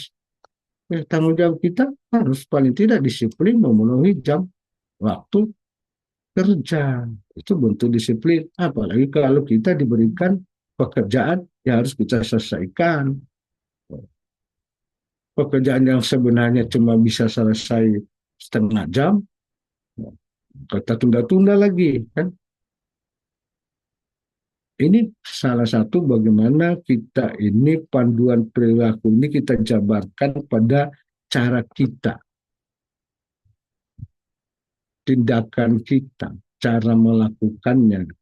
Kalau misalnya kita jujur, seperti apa kita melaksanakan tugas itu dengan jujur. Itu kita menyampaikan laporan yang substansinya benar-benar isinya. Jangan yang isinya tidak tepat, tidak didukung oleh data ya. Nah, kalau kita bicara tingkatan Bapak Ibu akuntabilitas, kita berangkat dari akuntabilitas pada diri kita sendiri secara personal. Ya. Memang pada personal kita, ini memang ada nilai-nilai kejujuran pada diri kita kan, dan nilai-nilai integritas pada kita, dan juga memiliki moral dan etika. Itu pada diri kita, itu pada dasarnya. Jadi kalau bicara cara personal, nah kita masuk kepada akuntabilitas individu. Nah kita tidak dalam berinteraksi itu sesama orang dengan orang, berarti antara individu dan individu di dalam lingkungan kerja itu Bapak Ibu, maka selaku PNS di instansinya itu bagaimana kita hitung saling ya, memberikan atau mengalami satu kewenangan ya. Itu bicara ya, kalau kita diberikan satu kewenangan pemberian itu, ya ini kita harus menjaga hubungan ya antar individu tersebut di lingkungan kerja kita. Masuk lagi kepada akuntabilitas kelompok, di mana kita tentu dituntut satu kinerja ya, di mana di tempat institusi, sehingga kita biasanya atau bahkan bukan lagi biasanya, memang harus diperlukan kita harus bekerja sama. Kita membentuk namanya kelompok atau ada kelompok lain, terus ada kelompok kita coba kerjasama antar sama kelompok dan kelompok. Atau mungkin di antara kita individu ya, di mana tempat satu kerja kita dengan bagian lain kita harus misalnya bagaimana kerjasama. Itu bicara akuntabilitas kelompok supaya betul-betul kita mempertanggungjawabkan kepercayaan yang diberikan. Ya. Kemudian juga Bapak Ibu, ini akuntabilitas organisasi nanti diwujudkan seperti apa akuntabilitas organisasi itu Bapak Ibu. Kita tentu di organisasi itu mempunyai indikator kinerja utama misalnya yang dijabarkan dalam program dan kegiatan selama dalam kurun 1 tahun. Nah itu harus kita pertanggungjawabkan. Seperti apa bentuk pertanggungjawaban? Dibuatkan namanya laporan kinerja yang disebut LAKIP. Laporan akuntabilitas kinerja instansi pemerintah. Itu digambarkan 1 tahun itu apa yang dibuat dan sebagaimana capaiannya. Sedangkan akuntabilitas sekolah Bapak Ibu ini tanggung jawab sama misalnya pemerintah ya atau dalam pelayanan. Sehingga misalnya itu bisa memiliki kinerja yang adil ya, termasuk bagaimana orang dilayani, bagaimana kita sebagai pelayan ya, dan juga sangat responsif dan pertama tadi yang disampaikan tadi Ibu siapa ini? Ibu Bidan itu sangat responsif ya melihat sesuatu ya. Kemudian Bapak Ibu, nah sekarang kita lihat nilai-nilai akuntabilitas seperti apa. Nilai akuntabilitas kita mulai bicara apa sih tanggung jawab itu? Kita bicara tanggung jawab. Artinya kita menyelesaikan itu tadi sebut tugas kita itu secara tuntas. Bukan cuma tuntas, bagaimana hasilnya yang Bapak bisa kita bertanggungjawabkan.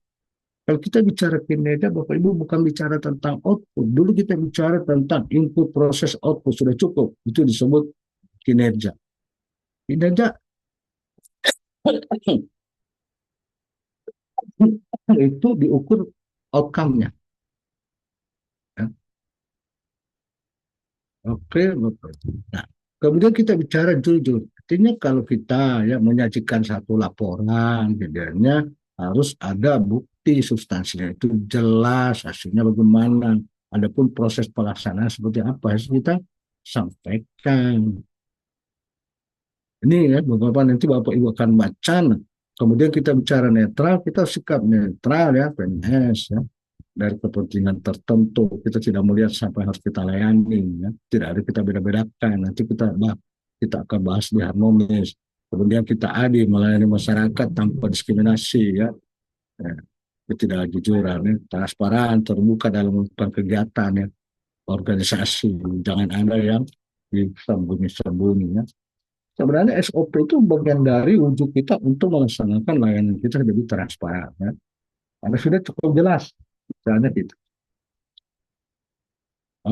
Baik Bapak Ibu, bagaimana perwujudannya Bapak Ibu? Akuntabilitas kan kita itu memegang satu kepercayaan. karena harus kita pertanggungjawabkan, tentu kita memiliki misalnya janji.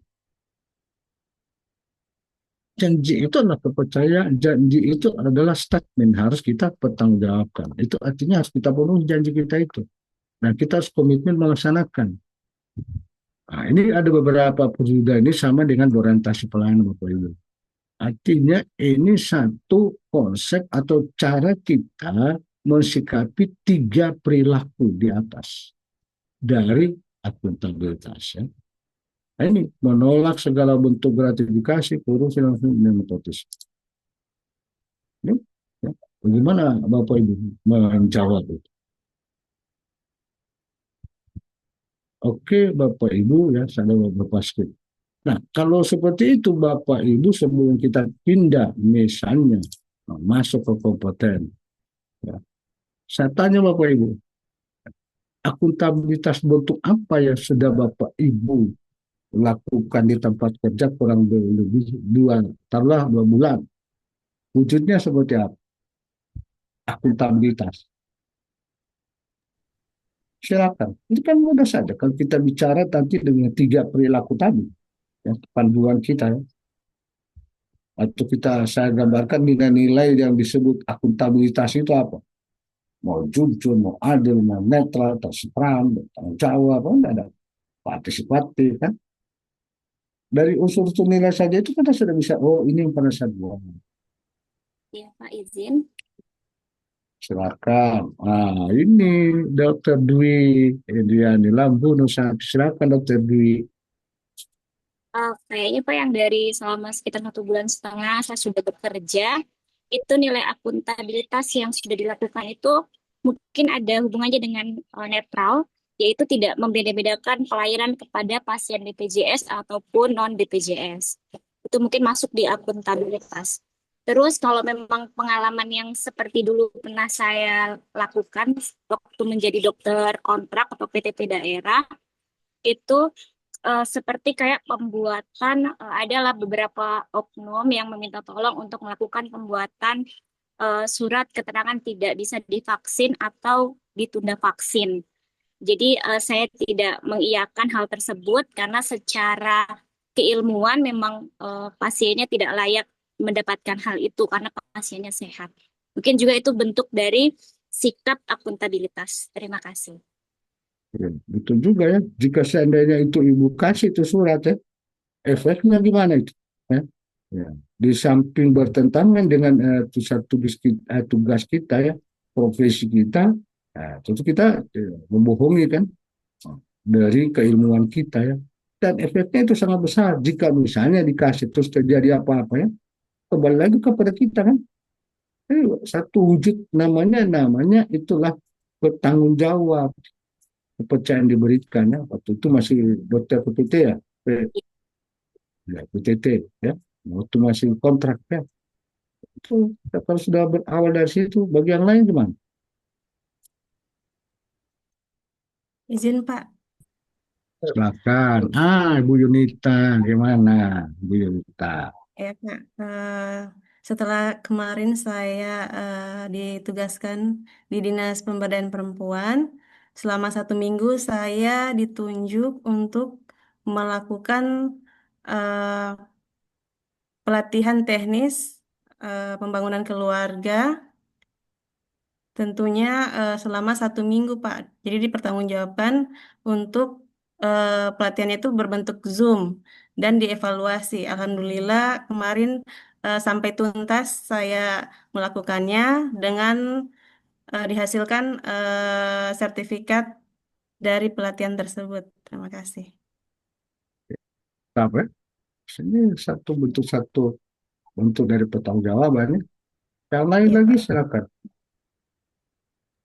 Saya Pak, Ya, silakan Pak Muhammad Aswar Talib ya. jadi STP ini tentunya angkatan berapa Bapak? saya bukan dari pertanian Pak, tapi sarjana teknologi pertanian. Saya kira SSTP ya. Rupanya hilang S-nya 1. Saya cuma mencoba. Kenapa S-nya hilang 1? Oh, rupanya beda. Sarjana terapannya Nah, supaya Iya, tidak terganggu Bapak ini. ya, Oke, jadi silakan.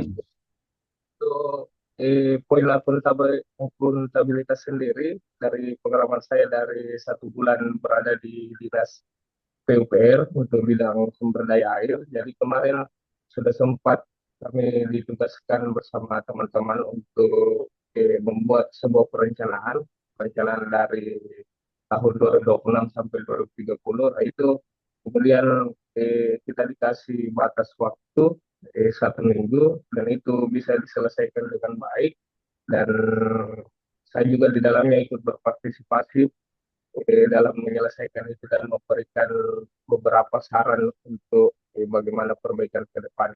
Terima kasih, Pak. Oke ya, bagus ya. Berarti kita sudah, itulah gunanya kenapa saya bertanya dan membuat tugas itu ya. Sehingga betul-betul nilai-nilai ASEAN berakhlak dalam pembelajaran pendalaman yang saya sampaikan tadi tidak hanya pada memahami tiga sikap perilaku, tapi coba mengantar dulu konsep-konsepnya dulu ya. Seperti apa itu bentuk akuntabilitas, seperti bagaimana Bapak bisa yang sudah lakukan, seperti apa yang dilakukan oleh Pak Muhammad Asar, seperti semua seperti itu ya. Nah, ini mengantar kita Bapak Ibu nanti di dalam uh, kegiatan lasar ini tidak cukup Bapak dapatkan di sini, tapi ini bagian Bapak Ibu akan keluar ya di tempat lingkungan kerja. Bapak itu menjadi change of agent, pembawa perubahan dengan membawa nilai-nilai ASN berakhlak ya di tempat tugasnya. Tapi saya pikir semua itu sudah paham, ternyata saya lakukan ini ada, baru saya tahu ini nilai orientasi pelayanan, baru saya tahu ini adalah bagian dari satu akuntabilitas ya. Ya, itulah lebih banyak kepada juga penguatan dengan apa yang sudah kita lakukan. Oke, mari kita pindah lagi ke kompeten ya. Kalau kompeten Bapak Ibu ya, mungkin kita sudah punya misalnya Ibu Dwi ya, kan dokter, kompeten saya itu dokter ya. Maksudnya saya memiliki pengetahuan, kompeten itu kan knowledge ya, juga skill dan attitude. Itu tiga bagian dari itu. Saya sudah punya kapasitas, sudah dokter. Terus apakah kita sudah punya dokter, terus di tempat kerja kita tidak mau belajar lagi? Sedangkan di tempat lingkungan kerja itu menuntut kita itu harus meningkatkan kapabilitas kita, kemampuan kita, kapasitas kita. Ya. Maka menuntun hal tersebut atau mewujudkan bagaimana kita memberikan pelayanan yang sesuai dengan puasa masyarakat, ya kita harus menambah pengetahuan kita. Untuk menambah, jangan berhenti belajar, terus belajar. Ada istilahnya dulu pepatah, apakah pepatah itu masih berlaku sampai dengan sekarang? Ya. Belajarlah sampai di negeri Cina. Artinya kita menuntunnya. Kalau seperti itu Bapak Ibu, ada 3 panduan ya, yang nanti akan menuntun kita itu agar kita kompeten, artinya meningkatkan kompetensi diri untuk menjawab tantangan yang selalu berubah. Dunia sekarang fabrik berubah-ubah dengan adanya perkembangan teknologi. Itu harus kita jawab.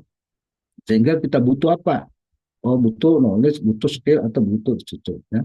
Nah, di samping itu Bapak Ibu sama kita ini tentu bagaimana kita membantu orang lain ya belajar. Kalau misalnya di tataran kita bekerja ya di tempat tugas kita, maka mungkin tanpa orang di luar di tempat bekerja kita tentu ada orang membutuhkan ya, tentu kita harus bantu loh, bagaimana ya.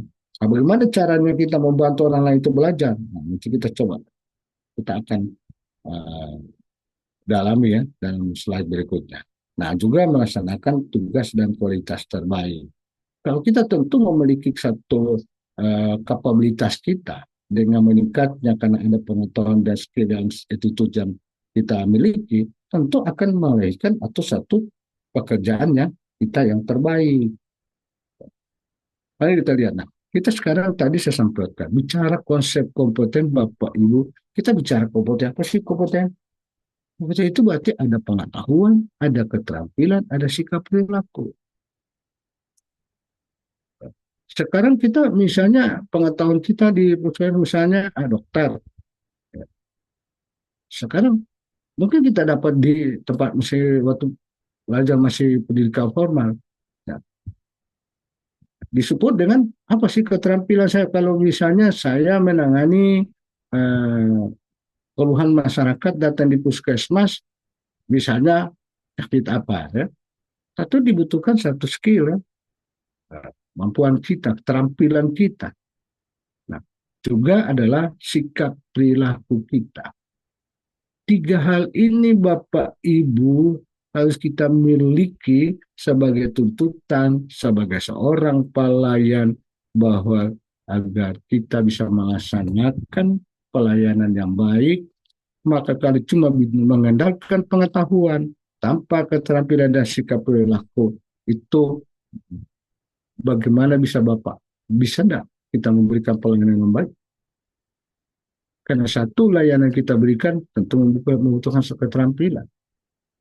Kalaupun misalnya kita punya pengetahuan dan keterampilan, tapi kalau kita tidak ikuti dengan sikap perilaku kita, moral dan etika kita, ya, di dalam memberikan layanan, nah bagaimana? Bisa Bapak Ibu pengetahuan dan keterampilan Bapak miliki, Bapak salah gunakan.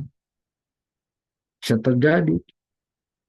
Nah, ini oleh karena konsep dari kompetensi Bapak Ibu, mari kita tingkatkan pengetahuan kita, mari kita tingkatkan keterampilan, mari kita dalami bagaimana kita memiliki sikap perilaku di dalam tugas kita, khususnya di dalam memberikan pelayanan. Nah, kalau seperti itu, nah sekarang meningkatkan kompetensi diri, bagaimana? Jadi kita serubah kita punya mindset. Bagaimana kita merubah mindset, Bang? Harus kita aktif, meningkatkan kompetensi diri. Karena kita mau respon tantangan lingkungan selalu berubah. Bagaimana kita mau meningkatkan kompetensi diri supaya kita aktif? Bisa saja Bapak Ibu tentu misalnya, nah, ini kalau kita lihat di sini, ini sedang diskusi ya, mungkin FGD ya, saling misalnya in-house training secara mendalam, kan begitu. Atau Bapak Ibu bisa mengikuti kegiatan yang lainnya, misalnya webinar ya. Kemudian juga mengembangkan mandirinya secara heterogen itu. Kita belajar itu tanpa melihat ukuran apa harus kita belajar. Kalau istilah heterogen itu, kalau perlu kita belajar untuk tahu semua. Kalau bicara ini, pemahaman ini.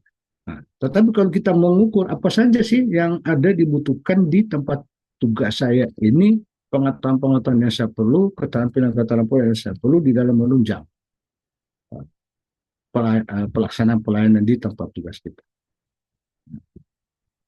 Kemudian Bapak Ibu bagaimana memanfaatkan kita di lingkungan kerja kita itu kan ada orang-orang yang asli atau pakar atau ada yang sudah pengalaman yang jauh sebelumnya.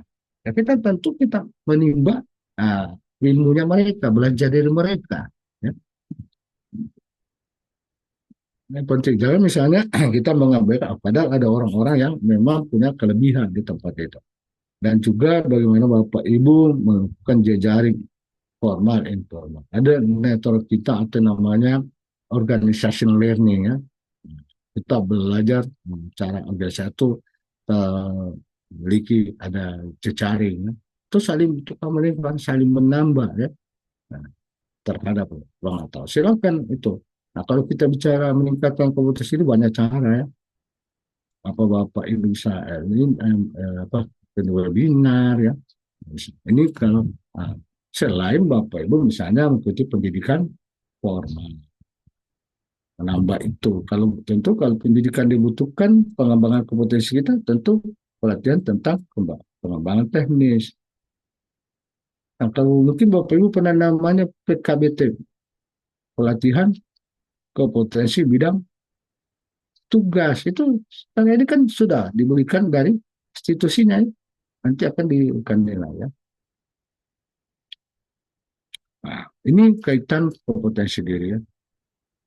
Jangan bisa sudahlah, nggak usah tidak tahu perkembangan teknologi misalnya di dunia kedokteran, maaf ya, sudah begitu berkembang kita cuma masih pakai yang ya konsep-konsep yang lama kan.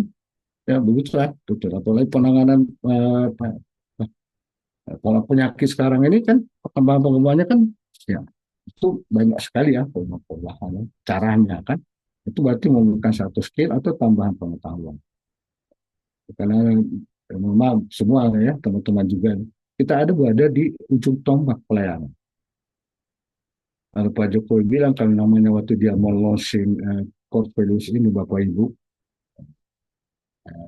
launching core values and branding itu kemarin Bu Astina sampaikan, kayak Bapak Ibu kita ini PNS aparatur sipil negara, mari kita harus memiliki orientasi yang sama, kita tanamkan jiwa yang taat kepada bagaimana memberikan pelayanan, di mana kehadiran kita di tengah-tengah masyarakat memberikan pelayanan, berarti ada negara ya, di tengah-tengah masyarakat. Itu wujudnya. Ya. Kemudian Bapak Ibu, nah ini membantu orang lain belajar. Nah, membantu orang lain belajar ini hasilnya aktif dalam pasar pengetahuan. Nah, ibarat kalau pasar pengetahuan, kalau kita coba potong saja namanya pasar itu gimana? Pasar itu semua komoditas atau komoditi dijual di pasar. Ya? Nah, artinya kalau kita membangun pasar pengetahuan, kita membutuhkan orang-orang yang memiliki pengetahuan yang berbeda-beda ya. Nah, kita mungkin berhimpun di dalamnya atau kita bikin forum terbuka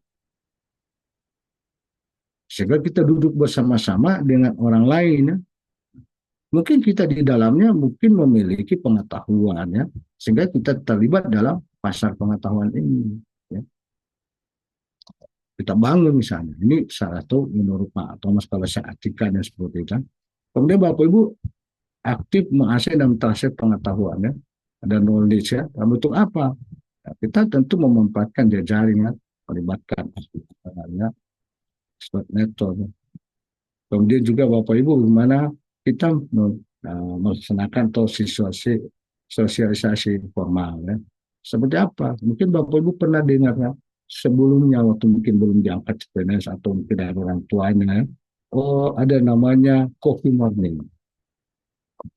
Itu biasa di Jumat itu disebut coffee morning. Artinya di situ saling tukar, menukar apa sih tugas dari unit kerja ini ya dikolaborasi untuk bisa kita saling laksanakan itu ya.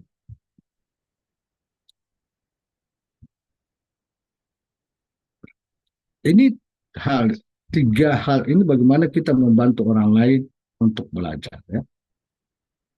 Karena itu salah satu unsur bagaimana menerjemahkan dari tiga perilaku kompeten ya. Nah, ini yang saya sebut Bapak Ibu, melaksanakan tugas terbaik. Tentu kalau kita memiliki punya pengetahuan, kita tentu memiliki satu gagasan, kita memiliki satu ide ya, yang nantinya melahirkan apa? Mungkin secara karya nyata, produk jasa yang kita berikan, atau paling tidak kinerja yang kita lakukan, yang bisa kita dinilai ya.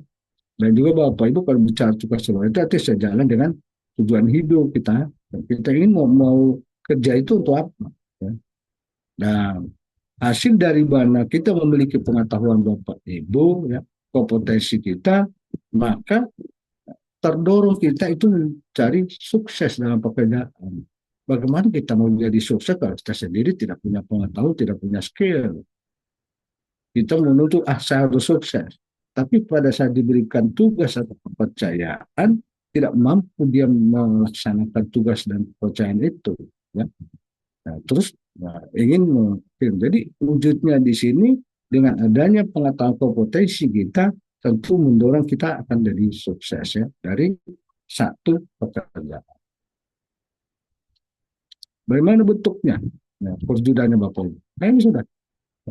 Kalau saya mengambilnya dari ini, ya. Bagaimana kita mengartikan ya, atau menjabarkan kaitan dengan tiga perilaku. Nah, kalau tiga perilaku ini kalau kita lihat Bapak Ibu, ya salah satunya ini adalah kita harus belajar mandiri maupun kolaboratif dengan antusias.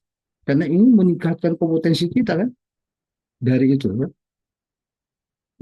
Jadi jangan kita menunggu nanti misalnya, nanti kita ikut pelatihan, menunggu nanti pelatihan teknis, belajar mandiri. Nah, belajar sekarang ini tidak susah, Bapak. Apa yang bisa tidak bisa kita akses, caranya kita mau, walaupun itu memang ada belajar yang memang ditunjang oleh satu sertifikasi atau pengakuan. Tapi kan ada meningkatkan pengetahuan kita, artinya eh, dari apa yang tidak kita tahu, dari apa yang kita tidak tahu menjadi tahu ya. Ya, mudah sekarang. Saya diingatkan ya oleh om saya, kalau ada sesuatu yang memang bapak ibu tidak atau kamu tidak tahu, tanya saya. Ya. Ingat om, apa itu? Om Google.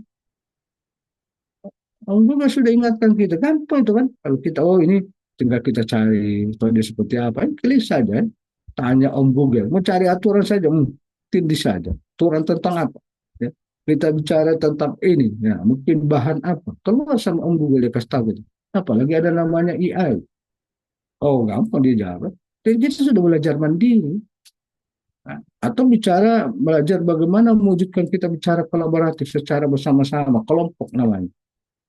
Nah ini bentuk wujud dari tiga hal tersebut Bapak Ibu. Saya coba gambarkan, mengartikan atau menjabarkan konsepnya seperti apa Bapak Ibu dari tiga ini. Silakan mungkin Bapak punya konsep lain, cara membantu orang lain, bagaimana melaksanakan tugas ya. Tapi saya coba lakukan pendalaman ini dengan misalnya, saya harus bertukar pikiran dan diskusi dengan rekan kerja bawah dan atasan. Artinya saya mau meningkatkan kompetisi saya kan, yang saya tidak tahu menjadi tahu, atau mungkin yang saya miliki, ya kita akan diskusi, mungkin akan menambah lagi dari mana, oh ini hanya sebatas ini, ternyata perlu ada lagi. Ya, gitu ya.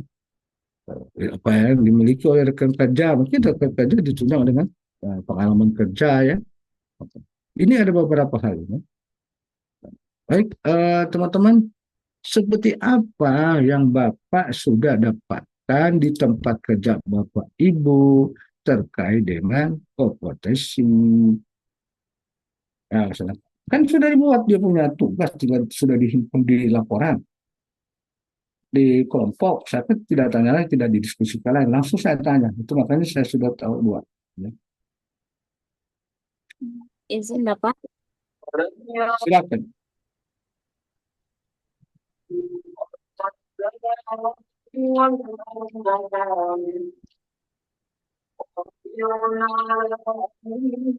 Saya pakai handset, saya dekat masjid teman-teman. Jadi Bocor. kalau dari pengalaman kerja sesuai dengan kompeten itu, mungkin untuk meningkatkan diri itu melakukan webinar, simposium, atau pelatihan. Contohnya yang sudah saya lakukan itu seperti pelatihan USG. Jadi dengan melakukan pelatihan, kita bisa melakukan pemeriksaan USG sederhana 2 dimensi untuk penegakan diagnosa pada pasien-pasien emergensi. Sehingga kan kalau melakukan pelayanan ya pasti kan kita punya beberapa indikator kira-kira ini pasien sakit ini gitu. Jadi kalau kita melakukan pemeriksaan penunjang lebih lanjut, kita bisa memberikan diagnosa yang lebih pasti atau spesifik. Jadi pasien mendapatkan pelayanan yang terbaik. Terus kalau untuk yang membantu orang lain belajar mungkin dengan sosialisasi. Yang pernah saya lakukan itu pernah melakukan sosialisasi tentang seks bebas dan IMS pada remaja SMP dan SMA. Sehingga mereka bisa mengetahui apa saja dampak-dampak yang terjadi dengan pergaulan bebas ataupun hubungan di luar pernikahan. Mungkin seperti itu, Bapak. Terima kasih. Terima kasih, Dokter. Jadi membantu orang lain misalnya dari memberikan pengetahuan ya kepada orang misalnya sekolah yang tidak paham, diberikan pemahaman ya.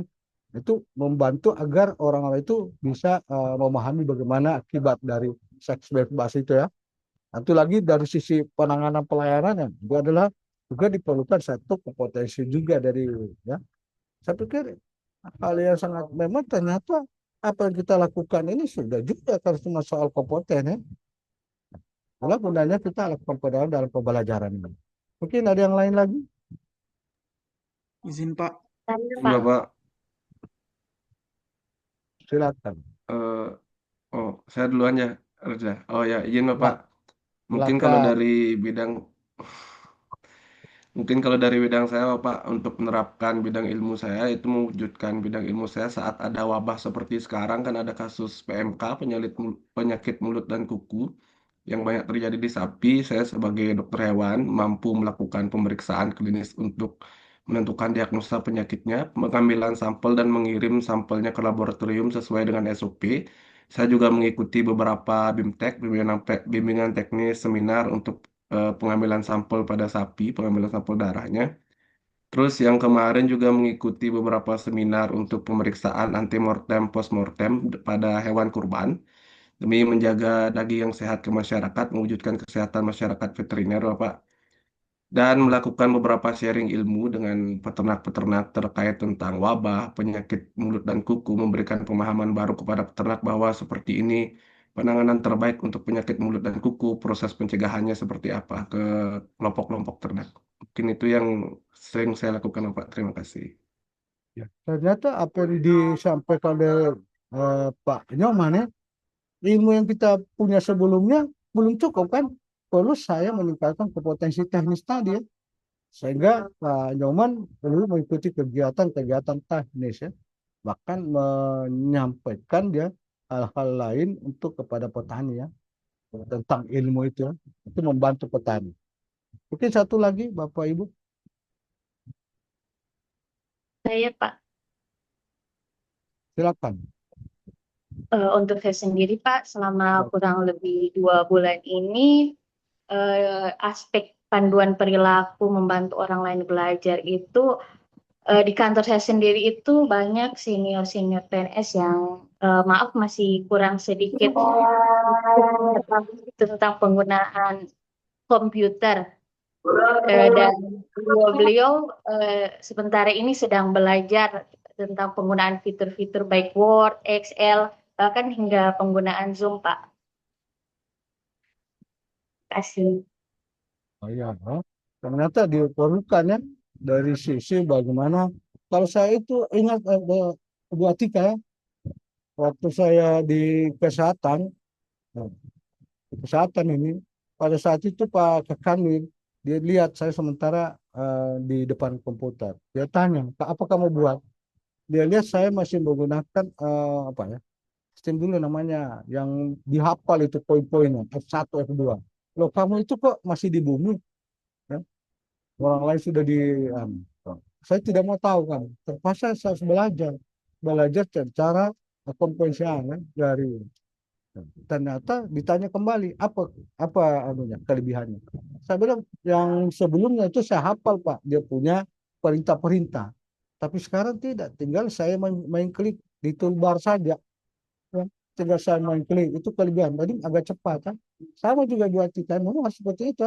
Kan memang dibutuhkan di dalam kita kerja ya, atau mungkin membantu orang lain. Oke, saya pikir ya seperti itu Bapak Ibu ya. Sudah mengakhiri karena ini sudah memasuki waktu sholat. Silakan dari Pak Giri dari BKPSDM Parimo. Ya, ada ya, kembalikan Pak. Sebelum kita akhiri tentu ada yang perlu disampaikan Pak. Pak Giri silakan. Assalamualaikum Pak.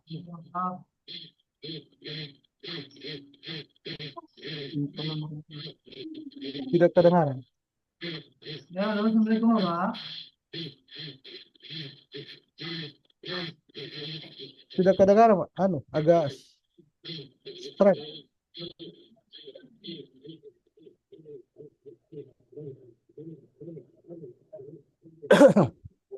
Assalamualaikum Pak.